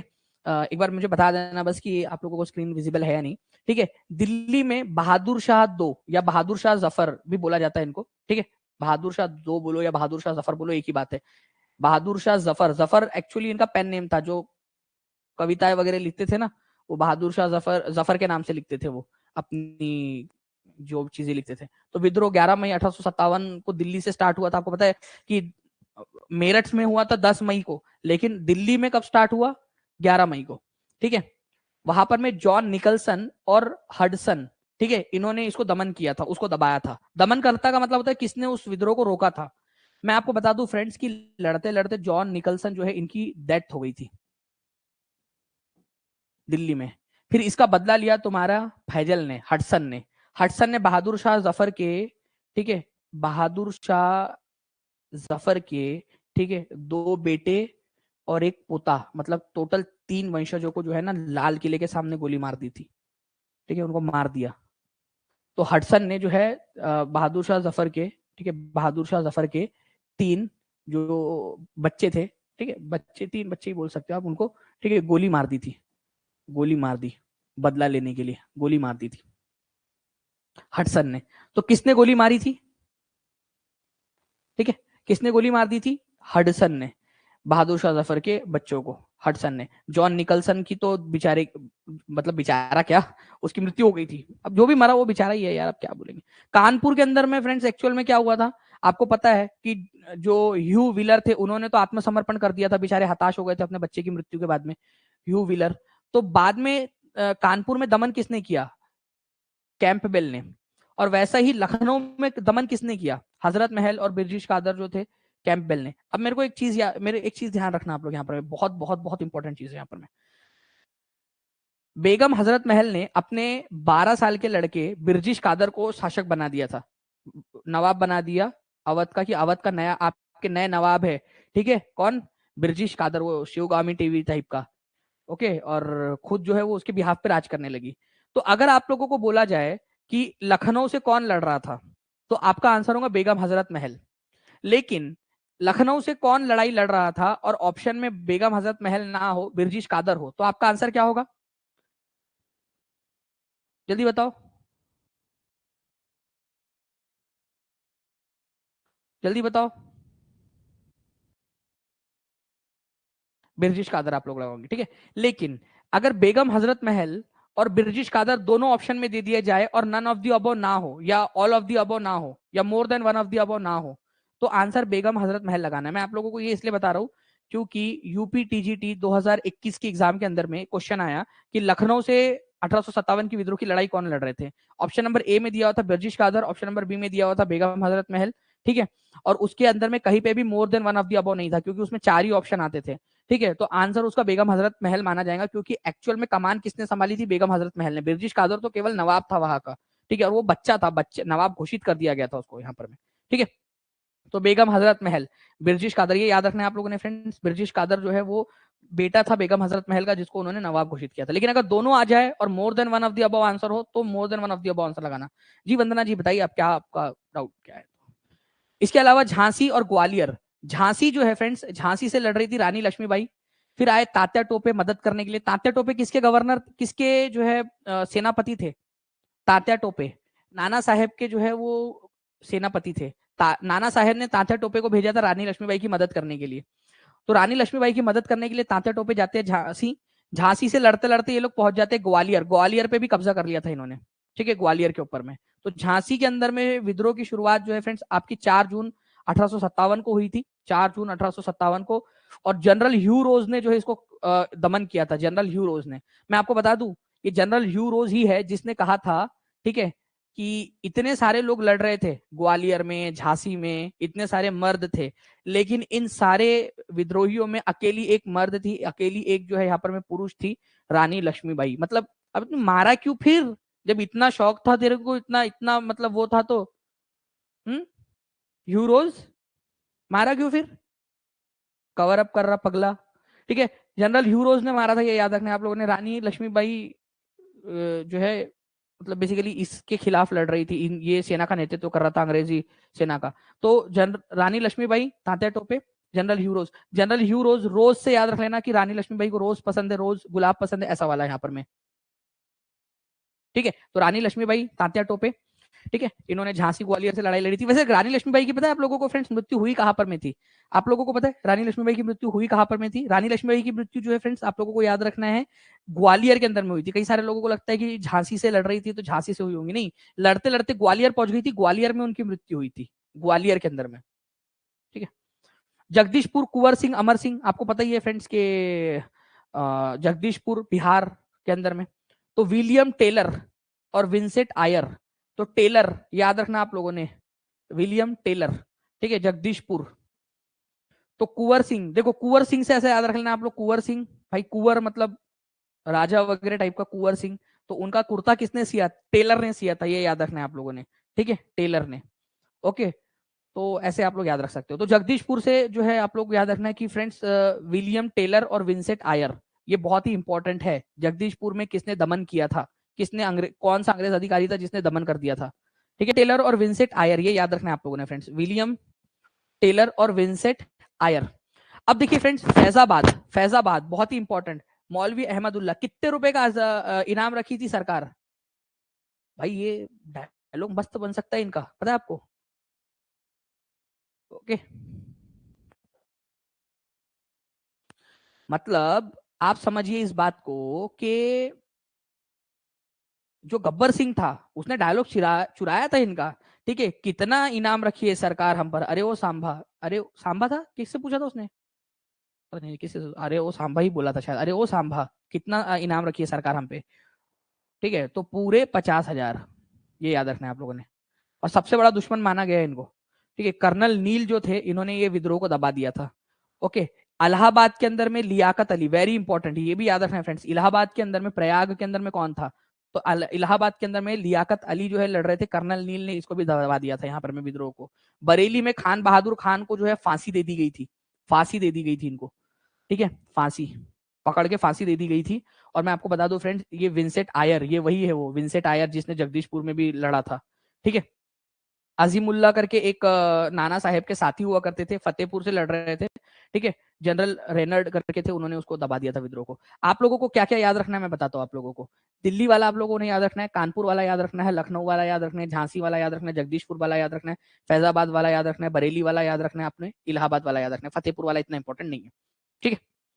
तो इसके ऊपर में जो है ना एक एक इसके ऊपर में मैं क्वेश्चन डालूंगा टेस्ट के अंदर में, हर एक पॉइंट के ऊपर में, हर एक पॉइंट के ऊपर में क्वेश्चन मिलेगा आपको। ये लिस्ट याद करनी ही करनी है, आपके पीडीएफ में भी मिल जाएंगे आपको, ये लिस्ट याद करनी है आप लोगों ने।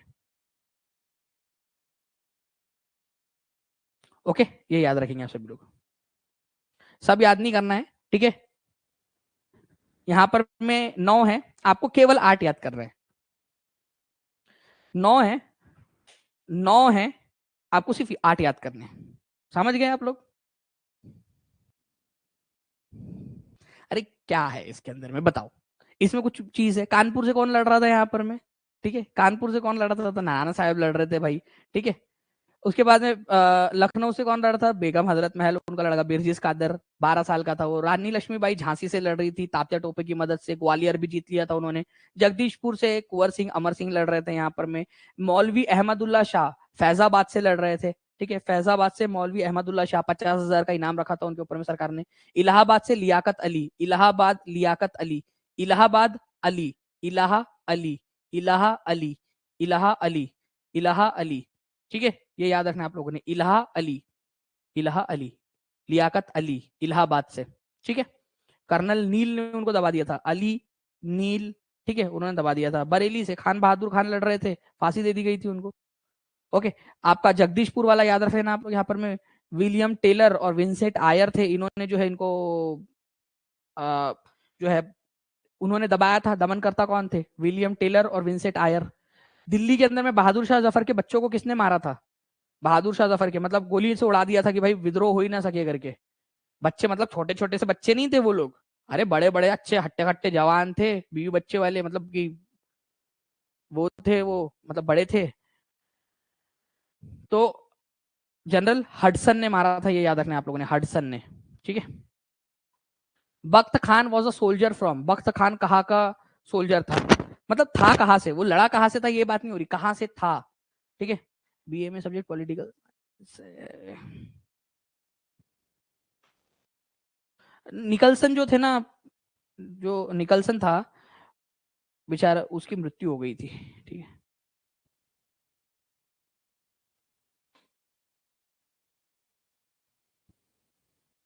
ठीक है,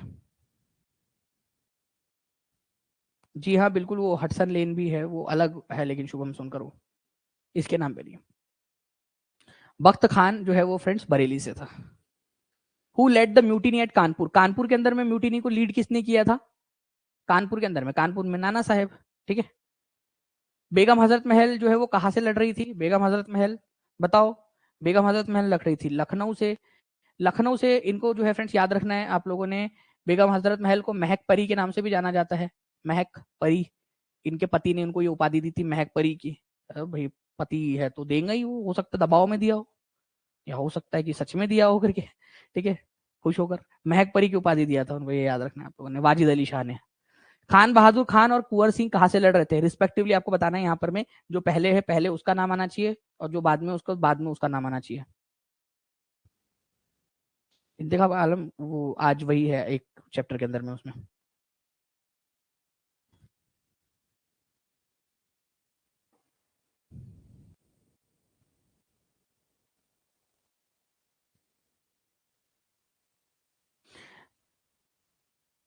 देखो आपका पॉलिटिकल साइंस और जियो था, आप हिस्ट्री उसके अंदर में ले सकते हो, क्योंकि आपका देखिए पॉलिटिकल साइंस एंड ज्योग्राफी, उसमें से कोई एक होना जरूरी है आपका उसके अंदर में, ठीक है।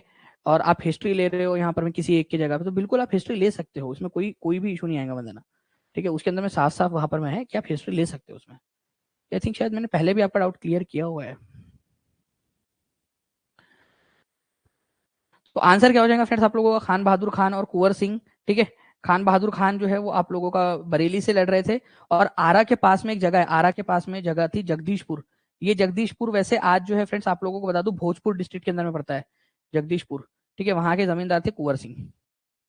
माझा प्रवास नाम की पुस्तक किसने लिखी है? माझा प्रवास, तो माझा प्रवास नाम की पुस्तक लिखी है फ्रेंड्स, ठीक है, विष्णु भट्ट गोडसे ने, ठीक है, ये भी याद रखेंगे आप सभी लोग, विष्णु भट्ट गोडसे, विष्णु भट्ट गोडसे। भारतीय भाषा में 1857 के विप्लव के कारणों पर लिखने वाला प्रथम भारतीय कौन था? मतलब पहला कोई बुक जो कि भारतीय जो है इसके अंदर में लिखी गई हो, ठीक है, भारतीय भाषा के अंदर में लिखी गई पुस्तक बताइए। भारतीय भाषा में 1857 के विद्रोह के ऊपर में लिखी गई पुस्तक किसने लिखी थी? वो लिखी थी सर सैयद अहमद खान ने। उसका नाम था असबाब बगावत हिंद, ठीक है, असबाब, असबाब ए बगावत, बगावत ए हिंद, हिंद में बगावत के कारण, असबाब बगावत हिंद, सर सैयद अहमद खान ने, ठीक है, ये याद रखना है आप सबको।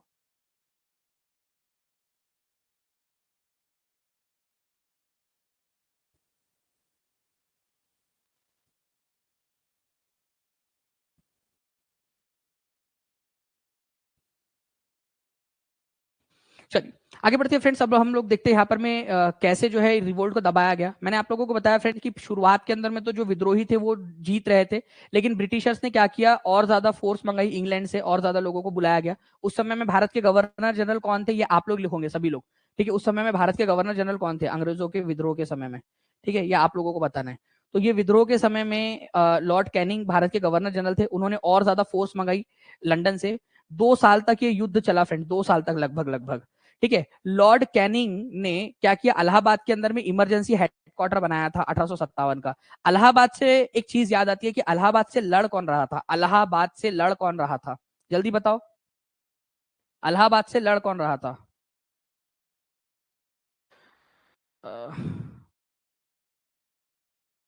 ठीक है, इलाहाबाद से कौन लड़ रहा था? तो इलाहाबाद से जो है फ्रेंड्स आप लोगों को याद रखना है, लियाकत अली लड़ रहे थे। और उसको, इस विद्रोह को दबाया किसने था? जनरल नील ने दबाया था। तो जब इलाहाबाद के ऊपर में कब्जा कर लिया गया, तो लॉर्ड कैनिंग ने इलाहाबाद को क्या किया था, अपना हेडक्वार्टर बना लिया था, ठीक है, मतलब अपनी इमरजेंसी राजधानी के रूप में वो यूज कर रहे थे 1857 के अंदर में। तो आप लोगों से पूछा जा सकता है 1857 के समय में इमरजेंसी हेडक्वार्टर कौन सा था?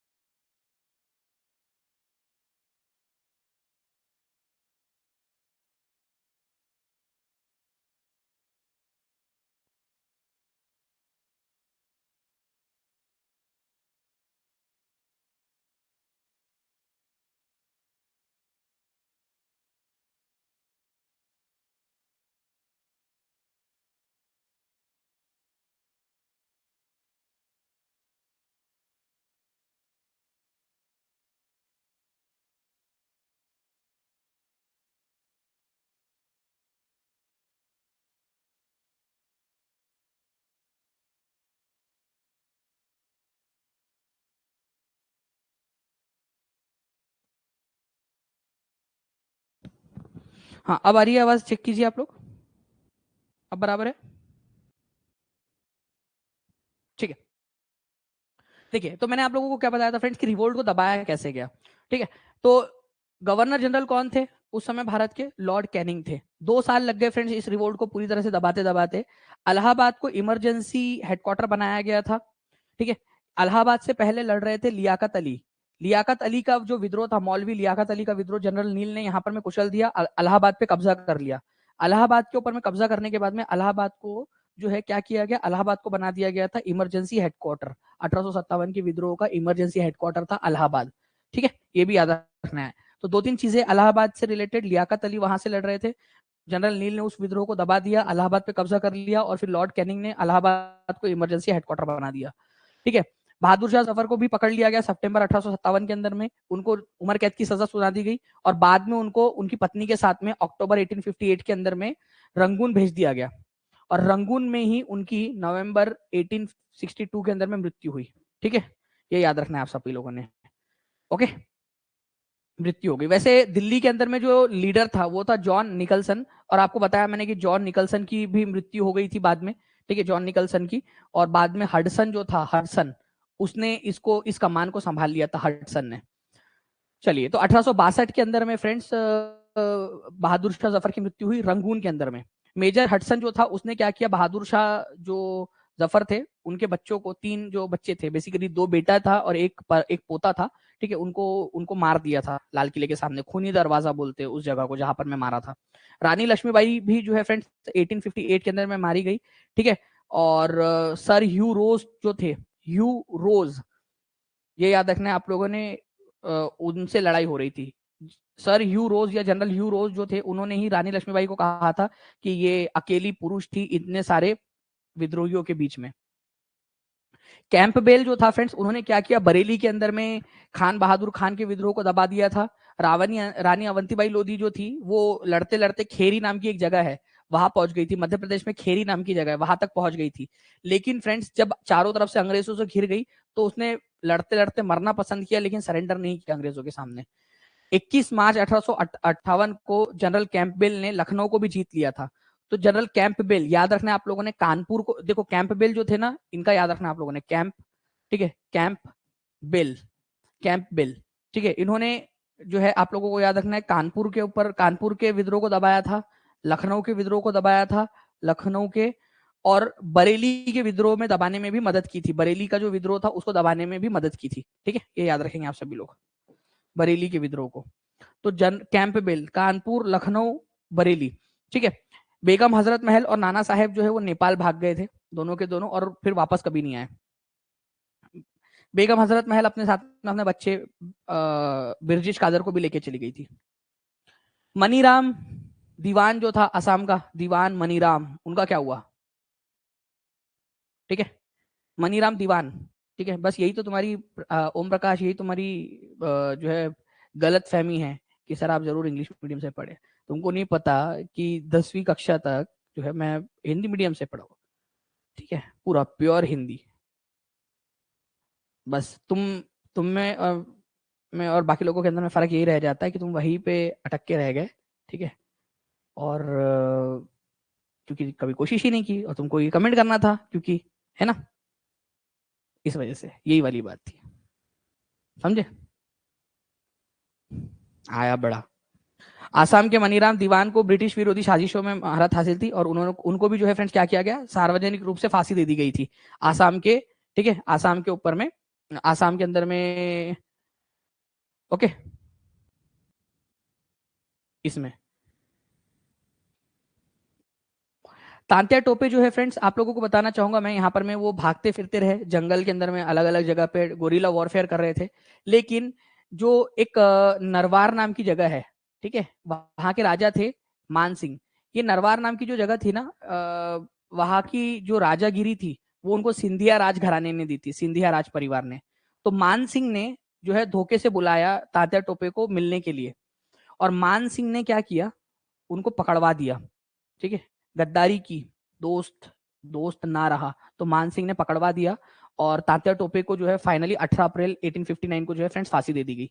इस तरह से जो है पूरी तरह अंग्रेजों ने जो आपका भारत था उसके ऊपर में वापस से कब्जा कर लिया, पूरे के पूरे विद्रोह को जो है यहाँ पर में, ठीक है, उन्होंने दबा दिया।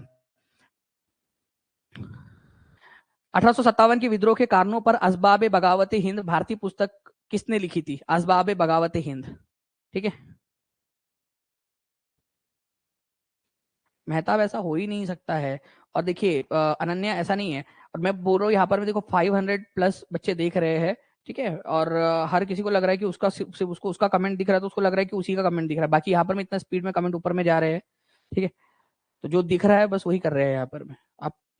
आप मेन चीज जो है वो यहाँ पर में कीजिए। और एक दो लोग रहते हैं यहाँ पर में, ये जैसे ये ओम प्रकाश वगैरह टाइप के जो लोग रहते हैं, जो फालतू के कमेंट्स करके इधर उधर डिस्टर्ब करते रहते लोगों को, ओके, या इधर उधर की बात है। तो उन लोगों का वजह से जो है ना क्या होता है कि पूरा लोगों को लगता है कि सब लोगों का पढ़ रहे करके, एक आध आ जाता है, उनको डांट के चुप कराना पड़ता है, या और अभी मैं उनके ऊपर मैं एक्शन लूंगा भी, क्योंकि वो कंटिन्यूअसली जो है क्लास डिस्टर्ब करता है, उसको उसके ऊपर मैं भी क्लास के बाद में एक्शन लिया भी जाएगा, डोंट वरी। आप लोग अभी इधर में आ जाइए, आप लोगों का नुकसान नहीं होना चाहिए बस, ठीक है। ऐसा करते नहीं तो अभी इसको इसको बंद कर देता हूँ मैं, अभी 17-18 स्लाइड बची है, एक काम करते हैं इसको रहने देते हैं, अभी आप लोगों के कमेंट्स ही ले लेते हैं ना, काम करते हैं, चलो, ठीक है। सर मुझे किसी का कमेंट नहीं दिखता गुड़िया, नहीं दिखेगा क्योंकि बाकी लोगों के कमेंट जो है मैंने मतलब इधर में रखे। और बताओ, करो आप ही लोग करो, छोड़ दो उसको, इधर ही करते हैं ना अपन, मस्त है कि छोड़ दो, उसमें क्या रखा है यार, उससे थोड़ी होगा, आपको तो कमेंट से पेपर तो कमेंट से निकलेगा। हम्म? बताओ। और ये जो फालतू के लोग अभी कमेंट करें, अभी जो कमेंट करेंगे नहीं सर ठीक है पढ़ा दीजिए, ये गुड़िया अभी कमेंट करिए सर पढ़ा दीजिए, ये खुद ही खुद जो है वो दूसरे समय में अपने सवाल पूछती है और शांत हो जाती है। एक एक बच्चा, मैं बता रहा हूँ यहाँ पर में कोई भी ये जो है यहाँ पर में वो नहीं है, ठीक है। सब एक बच्चा पूछता है, एक बच्चा स्टार्ट करता है, उसका करने के बाद में वो अपना चुपचाप से पढ़ने लगता है, फिर बाकी लोग स्टार्ट हो जाते हैं।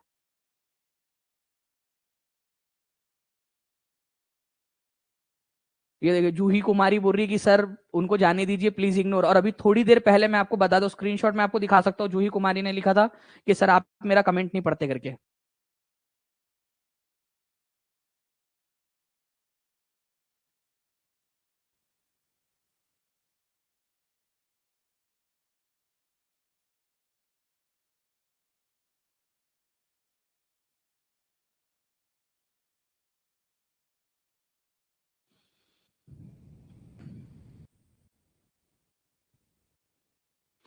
ठीक है, तो 1857 के विद्रोह के कारणों पर असबाब बगावत हिंद भारतीय भाषा में किसने लिखी थी?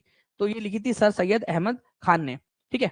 अब देखिए फ्रेंड्स, इसके कारण सफल हो जाने के कारण, असफल हो जाने के तो कई सारे कारण थे। एक था कि भाई कोई एक लीडर जो है यहाँ पर में नहीं था जो पूरी तरह से लीडरशिप कर सके। आपने बहादुर शाह जफर को, बहादुर शाह जफर या बहादुर शाह दो जो थे, ठीक है, बहादुर शाह जफर बोलो या बहादुर शाह दो बोलो, उन्होंने उनको लीडर बनाया, लेकिन वो उनके पास में कोई पावर नहीं थी, उनके पास में कोई सेना नहीं थी, वो केवल नाम के राजा थे, नाम के बादशाह थे। ठीक है। इंडियन रूलर्स जो है ना तो वो रिवोल्ट को अच्छे से वो प्रेडिक्ट कर पाए कि फ्यूचर में क्या होगा, ना ही उनके पास में कोई रणनीति थी कि अगर ब्रिटिशर्स को हरा भी दिया जाए तो क्या होगा, उसके बाद क्या होगा, तो कोई प्लानिंग ही नहीं थी। ठीक है। इसके अलावा जो है फ्रेंड्स, जो केवल नॉर्थ इंडिया जो था, उत्तर भारत जो था, केवल वही इससे इससे प्रभावित हुआ। बंगाल, मद्रास और बॉम्बे, मतलब दक्षिण भारत और पूर्वी भारत जो है, ठीक है, वो तो उसमें तो कोई बगा कुछ हुआ ही नहीं उधर साइड में। हल्का फुल्का ही आप लोगों को विद्रोह देखने के लिए मिला, बाकी तो कुछ हुआ ही नहीं। केवल और केवल नॉर्थ इंडिया जो था, वहीं पर ये बगावत मेनली हो रही थी। नॉर्थ इंडिया में पूरा भारत अगर एक साथ खड़ा होता तो अंग्रेजों को भागना पड़ता। एजुकेटेड इंडियंस और जो मिडिल क्लास लोग थे उन लोगों ने पार्टिसिपेट नहीं किया। ठीक है। एजुकेटेड इंडियंस जो थे उन्होंने पार्टिसिपेट नहीं किया इसमें। उनका मानना था कि अंग्रेजों के आने के वजह से ही, ठीक है, अंग्रेजों के आने की वजह से ही भारत के अंदर में कुछ तरक्की हो रही है, अगर अंग्रेज चले जाएंगे तो हम लोग वापस से फिर से वही जो है जाहिलियत के अंदर में चले जाएंगे, ऐसा मानना था। और मैं आपको लिटरली बताऊं, जो ज्योतिराव फुले थे, कितने लोग जानते हैं ज्योतिराव फुले को? महात्मा ज्योतिराव फुले जिन्होंने गुलामगिरी नाम की पुस्तक लिखी है, ज्योतिराव फुले, महात्मा ज्योतिराव फुले, उन्होंने तो खुल्लम खुल्ला समर्थन किया था कि जो लोग नेशनलिज्म करते हैं ना, जो लोग राष्ट्रवाद करते हैं, एक्चुअल में वो लोग देश विरोधी लोग हैं। क्योंकि अंग्रेजों के वजह से ही जो दबे कुचले लोग हैं उनको थोड़े बहुत अधिकार मिल पा रहे हैं। अगर अंग्रेज भारत से चले गए, ठीक है, तो इन लोगों को अधिकार नहीं मिलेंगे और हम लोग वापस से, ठीक है, सत्यशोधक समाज की स्थापना भी उन्होंने ही की थी। ठीक है। गुलामगिरी पुस्तक लिखी, सत्यशोधक समाज की स्थापना की। ठीक है। कास्तकार का चाबुक नाम की पुस्तक लिखी थी उन्होंने, कास्तकारांचा असूड, मराठी भाषा में उसका कास्तकारांचा असूड बोलते हैं, और हिंदी में हम उसको बोलेंगे कास्तकार या किसान का चाबुक, वो पुस्तक भी उन्होंने लिखी थी। तो उनका मानना था कि भाई अंग्रेजों का जो रहना जो है वो बहुत जरूरी है यहाँ पर में। ठीक है। तो ये बहुत ही इंपॉर्टेंट है, ये याद रखना है आप लोगों ने। बाकी जो है फ्रेंड्स, जो नेशनलिस्ट सेंटिमेंट्स था, ठीक है, वो ज्यादा ज्यादा इलाकों में फैला नहीं। इसके अलावा जो सिख थे उन्होंने इसमें पार्टिसिपेट नहीं किया।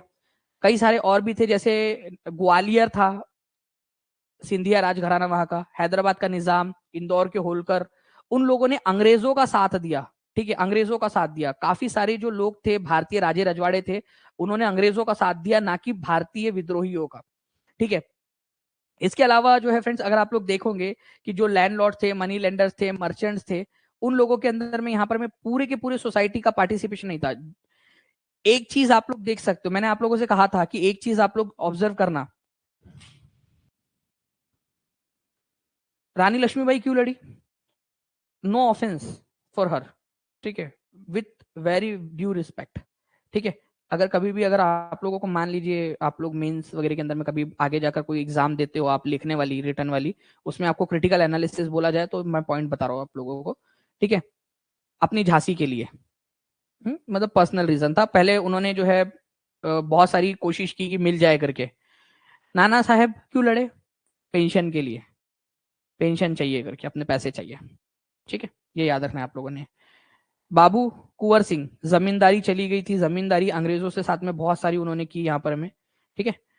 बहादुर शाह जफर पेंशन ले रहे थे, मस्त पैकी अपनी जिंदगी जी रहे थे, उनको भी लगाऊंगा कहीं ना कहीं कि भाई यार वापस से हो सकता है कि रियासत मिल जाए। वो बात अलग है कि उन्होंने बाद में जब उनके ऊपर में मुकदमा चलाया जा रहा था तब उन्होंने कहा था कि मुझ में अब हिंदुस्तान के ऊपर में शासन करने की कोई इच्छा बाकी नहीं रह गई। तो मुझ में हिंदुस्तान के ऊपर में शासन करने की कोई इच्छा बाकी नहीं रह गई, वो बाद में उन्होंने बोला, ठीक है, जब उन पर मुकदमा चला जा रहा था तब। पहले तो यही था ना कि भाई सारी चीजें मिल जाए करके। तो मैक्सिमम जो लोग थे फ्रेंड्स उनके अंदर में यही था कि अपना अपना जो है ये चीज थी। तो अंग्रेजों ने ये विद्रोह बड़ी आसानी से दबा दिया। अंग्रेजों ने विद्रोह को दबाते समय, ठीक है, काफी सारे कानून पास किए। मैं आप लोगों को बताऊं कि सबसे बड़ा कानून जो पास किया था अंग्रेजों ने, ठीक है, वो था 1858 का कानून, government of India act 1858। Government of India act 1858, 1858 का गवर्नमेंट ऑफ इंडिया एक्ट। इस कानून के तहत जो है फ्रेंड्स आप लोगों ने ये याद रखना है, ये बोला गया कि जो ईस्ट इंडिया कंपनी है, ठीक है, इससे सारे अधिकार ले लिए जा रहे हैं और ब्रिटिश क्राउन, जो ब्रिटिश प्रशासन है, उसको ये अधिकार दे दिए जाते हैं। ब्रिटेन के प्रशासन ने अपने हाथ में ले लिया, ईस्ट इंडिया कंपनी को खत्म करके इन्होंने पूरे अधिकार अपने हाथ में ले लिए। ब्रिटिश क्राउन ने, मतलब अंग्रेजी सरकार ने अपने हाथ में ले लिया पूरा कानून, पूरा का पूरा पावर, ठीक है। जो पहले गवर्नर जनरल हुआ करता था, ठीक है, उस पोस्ट का नाम बदल के कर दिया गया वायसराय। और ये जो पूरा घोषणा पत्र था, ये किसने पढ़कर सुनाया? लॉर्ड कैनिंग ने पढ़कर सुनाया अलाहाबाद के अंदर में 1 नवंबर 1858 को। अलाहाबाद में क्यों पढ़ के सुनाया उन्होंने? भाई राजधानी तो कलकत्ता थी, अलाहाबाद में क्यों पढ़ा उन्होंने, बता सकते हो आप लोग? ब्रिटिश क्राउन मतलब जो भी राजा हो, रानी हो, ठीक है, ब्रिटेन का, उसके हाथ में रहेगा, इसी वजह से क्राउन बोला गया। क्राउन मतलब शासन होता है, सत्ता, ठीक है। तो लॉर्ड कैनिंग ने इलाहाबाद में क्यों पढ़ा? क्योंकि इलाहाबाद जो है वो हेडक्वार्टर था, वॉर हेडक्वार्टर था। तो 1 नवंबर 1858 को इलाहाबाद में लॉर्ड कैनिंग ने ये पढ़कर सुनाया। इसको जो है फ्रेंड्स भारतीय लोगों का मैग्ना कार्टा कहा जाता है। मैग्ना कार्टा का मतलब ये होता है इंपॉर्टेंट डॉक्यूमेंट। तो ये एक बहुत ही इंपॉर्टेंट चेंज था। ईस्ट इंडिया कंपनी को पूरी तरह से खत्म करके ब्रिटिश क्राउन ने अपने हाथ में पावर ले लिया, ठीक है। अब जो भारत का गवर्नर जनरल हुआ करता था, गवर्नर जनरल ऑफ इंडिया, उसका नाम बदलकर कर दिया गया viceroy. Governor general east India company का प्रतिनिधि होता था। वायसराय जो है डायरेक्टली क्राउन का प्रतिनिधि रहेगा, मतलब जो भी शासन रहेगा ब्रिटेन के अंदर में उसका प्रतिनिधि रहेगा भारत के अंदर में। आखिरी गवर्नर जनरल जो थे लॉर्ड कैनिंग, वही वायसराय बन गए, पहले वायसराय बन गए भारत के। मतलब वही व्यक्ति था, सिर्फ नाम चेंज हो गया। गवर्नर जनरल ऑफ इंडिया की जगह पे वायसराय ऑफ इंडिया हो गया, ठीक है। इसके अलावा जो है फ्रेंड्स ब्रिटिश क्राउन ने सारा पावर अपने हाथ में ले लिया। तो पावर जो है वो कैसे, ठीक है, कब किया था सर? ईयर्स 1858, 1858 में भाई। 1858 के कानून के तहत 1 नवंबर 1858 को, ठीक है, 1 नवंबर 1858 को ये घोषणा की थी उन्होंने। अब पावर जो है ब्रिटिश क्राउन ने अपने हाथ में ले लिया। मतलब आपको पता ही है कि ब्रिटेन के अंदर में क्या है, राजा रानी केवल नाम का राजा या रानी होता है, असली पावर वहां की पार्लियामेंट और वहां की सरकार के हाथ में होता है। तो ब्रिटेन की कैबिनेट या मंत्रिमंडल का, ब्रिटिश कैबिनेट का, ब्रिटेन के मंत्रिमंडल का एक मंत्री, ठीक है, एक मंत्री, उसको भारत के मामले का मंत्री बना दिया जाएगा। भारत का मंत्रालय उसके हाथ में दे दिया जाएगा, ठीक है। और उसको नाम दिया जाएगा secretary of state for India, Bharat के मामलों का सचिव या भारत के राज्य का सचिव, ठीक है। उसके भारत के मामलों का मंत्री बोला जाएगा। जिसकी भी सरकार रहेगी ब्रिटेन में, वो अपने मंत्रालय के अंदर में, मंत्रिमंडल के अंदर में एक ऐसा मंत्री रखेगा जिसकी जिम्मेदारी भारत के प्रति रहेगी। वो भारत के प्रति रिस्पॉन्सिबल रहेगा, ठीक है, भारत को चलाने के लिए रिस्पॉन्सिबल रहेगा, ठीक है। तो मंत्रिमंडल में कोई एक मंत्री भारत का मंत्री बना दिया जाएगा, क्योंकि अब ब्रिटेन की सरकार की जिम्मेदारी है भारत को, ठीक है, भारत को चलाना। तो शालू जी बिल्कुल यहाँ पर मैं ब्रिटिश कैबिनेट ने secretary of state for India बना दिया, ये याद रखना है आप लोगों ने, नई पोस्ट बना दी गई यहाँ पर में, ठीक है। और इसकी इसकी मदद करने के लिए एक 15 सदस्यीय इंडियन काउंसिल बनाई गई जो इसकी मदद करेंगी, secretary of state for India की। कितने मेंबर्स रहेंगे? 15 मेंबर्स रहेंगे इसमें। और इनका खर्चा कौन उठाएगा? भारत। भारत के खजाने से इनका पैसा दिया जाएगा। मतलब ये तुम्हारा secretary of state for India Britain की सरकार का, ब्रिटेन के सरकार में कोई मंत्री, लंदन के अंदर में इंडियन काउंसिल स्टैब्लिश की गई जिसमें 15 सदस्य रहेंगे, और इन सब का खर्चा कौन उठाएगा? भारत। भारत से पैसा भेजा जाएगा इन लोगों का, ठीक है, भारत से पैसा भेजा जाएगा इनका। ये वाली बात यहाँ पर में की गई थी।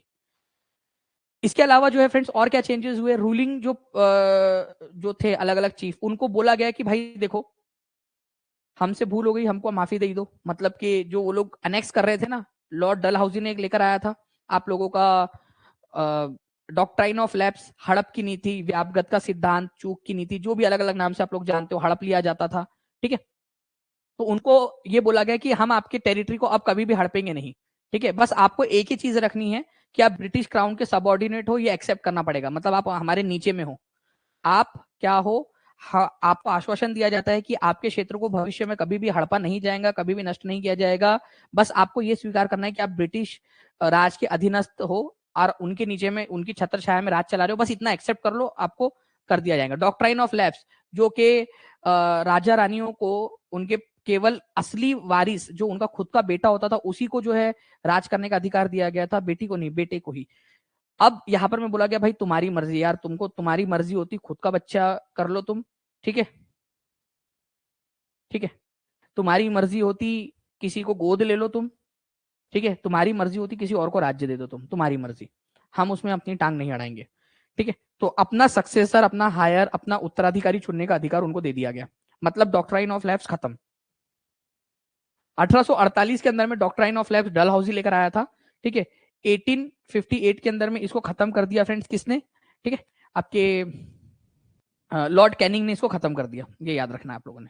बस इतना मानना है कि जो भी तुम्हारा हायर रहेगा, जो भी तुम्हारा सक्सेसर या उत्तराधिकारी रहेगा, बस उसको एक बात जाके समझा देना अच्छे से कि तुम्हारा ब्रिटिश क्वीन या जो ब्रिटेन का जो किंग रहेगा या क्वीन रहेंगी या ब्रिटिश क्राउन जो रहेगा, उसको अपना पैरामाउंट मानना है, मतलब कि अपना सर्वोच्च मानना है, ठीक है, कि भाई ये हमारा बॉस है करके। बस इतना मान लो, बाकी तुमको जिसको बनाना है उसको बना लो। मतलब देखो ये क्या चाहते थे, बस अपनी अपनी प्रभुत्व सत्ता चाहते थे। ये चाहते थे कि हमको अपना बॉस मानो करके, ब्रिटिश क्राउन को सबऑर्डिनेट तुम काम कर रहे हो, इतना बोल दो, मान लो, तुमको चलाने देंगे। जो भी तुम जिस सक्सेसर बनाना है बना दो, बस उसको ये बोल देना कि ब्रिटिश पैरामाउंट, मतलब कि ब्रिटिश की जो राजा या रानी रहेंगी उसके अधीन रहकर काम करना है, ये बताना है तुमने उसको, ये शपथ लेनी पड़ेगी। पील कमीशन बुलाया गया, ठीक है, मिस्टर पील नाम के एक व्यक्ति थे, उनके नेतृत्व में एक पील कमीशन बिठाया गया। पील कमीशन का काम था जो आर्मी है उसको रीऑर्गेनाइज करना, क्योंकि आपको पता है कि विद्रोह में सबसे ज्यादा हाथ किसका था? विद्रोह में सबसे ज्यादा हाथ था सैनिकों का। 1857 के पहले, 1857 के पहले की बात है, ठीक है, जो रेशो हुआ करता था फ्रेंड्स भारतीय सैनिकों का और यूरोपियन सैनिक का, वो 5:1 था। मतलब कि इंडियन सैनिक अगर 5 है तो यूरोपियन सैनिक 1 रहेगा उसके ऊपर में। मतलब हर एक यूरोपियन सैनिक पे 5 इंडियन सैनिक थे। कितना भारी भरकम नंबर था, हम कितना आसानी से हरा सकते थे अंग्रेजों को। लेकिन 1857 के बाद में, ठीक है, जो पील कमीशन था उसने सिफारिश की कि भाई नहीं, अब चेंज करना पड़ेगा, नहीं तो वापस से अगर कभी रिवोल्ट हुआ तो फिर दिक्कत आ जाएगी। तो रिवोल्ट के बाद में जो है फ्रेंड्स, इसको 2 हिस्सों में बांट दिया गया। ध्यान से समझना आप लोग, ठीक है। जो बंगाल का इलाका रहेगा, ठीक है, बंगाल का इलाका, वहां पर में मैक्सिमम इंडियन और यूरोपियन लोगों का जो रेशो रहेगा वो 2:1 रह सकता है मैक्सिमम। मतलब भारतीय जो लोग है, ठीक है, और यूरोपियन लोगों की जो संख्या है उसमें केवल डबल का अंतर रह सकता है। तो 2:1 रेशो रहना चाहिए। और वही अगर मैं बात करूं आप लोगों का बाकी, जैसे बॉम्बे प्रांत के अंदर में, ठीक है, बॉम्बे में या फिर मद्रास में, वहां पर में तो आपको पता ही है कि इतना ज्यादा विद्रोह हुआ नहीं था। तो वहां पर में इंडियन और यूरोपियन लोगों का जो रेशो था वो 3:1 अलाउ किया गया, 3:1। ये याद रखना है आप लोगों ने। तो बंगाल के अंदर में किया गया, बंगाल और उत्तर भारत के अंदर में 2:1, और बॉम्बे और मद्रास में, ठीक है, 3:1 का रेशो किया गया। ब्रिटिशर्स डर गए थे, बिल्कुल ये बोल सकते हैं हम लोग कि पील कमीशन जो था उसने बोला कि भाई नहीं, 5:1 मतलब वापस से विद्रोह हुआ तो फिर तो हम संभाल नहीं पाएंगे। इस बार तो संभाल लिए कैसे भी, ये लोग एक इकट्ठा नहीं थे, इसी वजह से संभाल लिए, बाद में संभाल नहीं पाएंगे। तो उन लोगों ने इस चीज को क्या किया फ्रेंड्स, ठीक है, बंद कर दिया। ये कहा गया कि गुरखा, सिख और पठान जो है उनको रिक्रूट किया जाएगा, अवध, बिहार और सेंट्रल इंडिया के सैनिकों को रिक्रूट नहीं किया जाएगा। ये लोग जो है विद्रोह कर देते हैं, तो अवध, बिहार और सेंट्रल इंडिया के लोगों को रिक्रूट नहीं किया जाएगा, गुरखा, सिख और पठान लोगों को रिक्रूट किया जाएगा, ये बात की गई यहाँ पर में। तो आपको याद रखना है कि अवध, ठीक है, अवध, बिहार और सेंट्रल इंडिया मतलब मध्य भारत, इनके लोगों को बैन कर दिया। अवध के लोगों को अब रिक्रूट नहीं करेंगे हम सेना में, बिहार के लोगों को भी नहीं करेंगे, मध्य भारत के लोगों को नहीं करेंगे। डर गए आप लोगों से, ठीक है, आप लोग डर गए आप लोगों से कि भाई ये लोग भसड़ मचाते हैं, इन लोगों को मत करो रिक्रूट, ये लोग भसड़ मचाते हैं। तो अवध, बिहार और सेंट्रल इंडिया, इनकी जगह पे सिख जो थे उन लोगों को रिक्रूट किया गया, ठीक है। पठान जो थे, अफगानिस्तान पठान, ठीक है, उधर वाले लोगों को रिक्रूट किया गया। और गोरखा, गोरखा मतलब नेपाल, ठीक है, नेपाली गोरखा, ठीक है, जो गोरखा थे उनको रिक्रूट किया गया। नेपाल गोरखा, कई लोगों को कंफ्यूज होता है नेपाल, उनको रिक्रूट करने की बात की गई। तो सिख, पठान और गोरखा लोगों को रिक्रूट करने की बात की गई, ठीक है, ये याद रखना है आप सभी लोगों ने। तो ये जो है फ्रेंड्स आप लोगों का लेक्चर था पूरा का पूरा। इसके ऊपर में आप लोगों की जो मैंने पढ़ाया आप लोगों को, इसको आप लोगों ने क्या करना है, अच्छे से रिवाइज करना है, ठीक है। बाकी आप लोग कीजिए अच्छे से। बाकी आप लोगों को अभी पीडीएफ जो है फ्रेंड्स जस्ट 10 मिनट के अंदर में मिल जाएंगी, और 15 मिनट के अंदर में आप लोगों को मिल जाएगा आप लोगों का, ठीक है, इसकी टेस्ट वगैरह भी, ठीक है। चलो मिलते हैं हम लोग हमारे और लेक्चर्स के अंदर में, तब तक के लिए थैंक यू वेरी मच।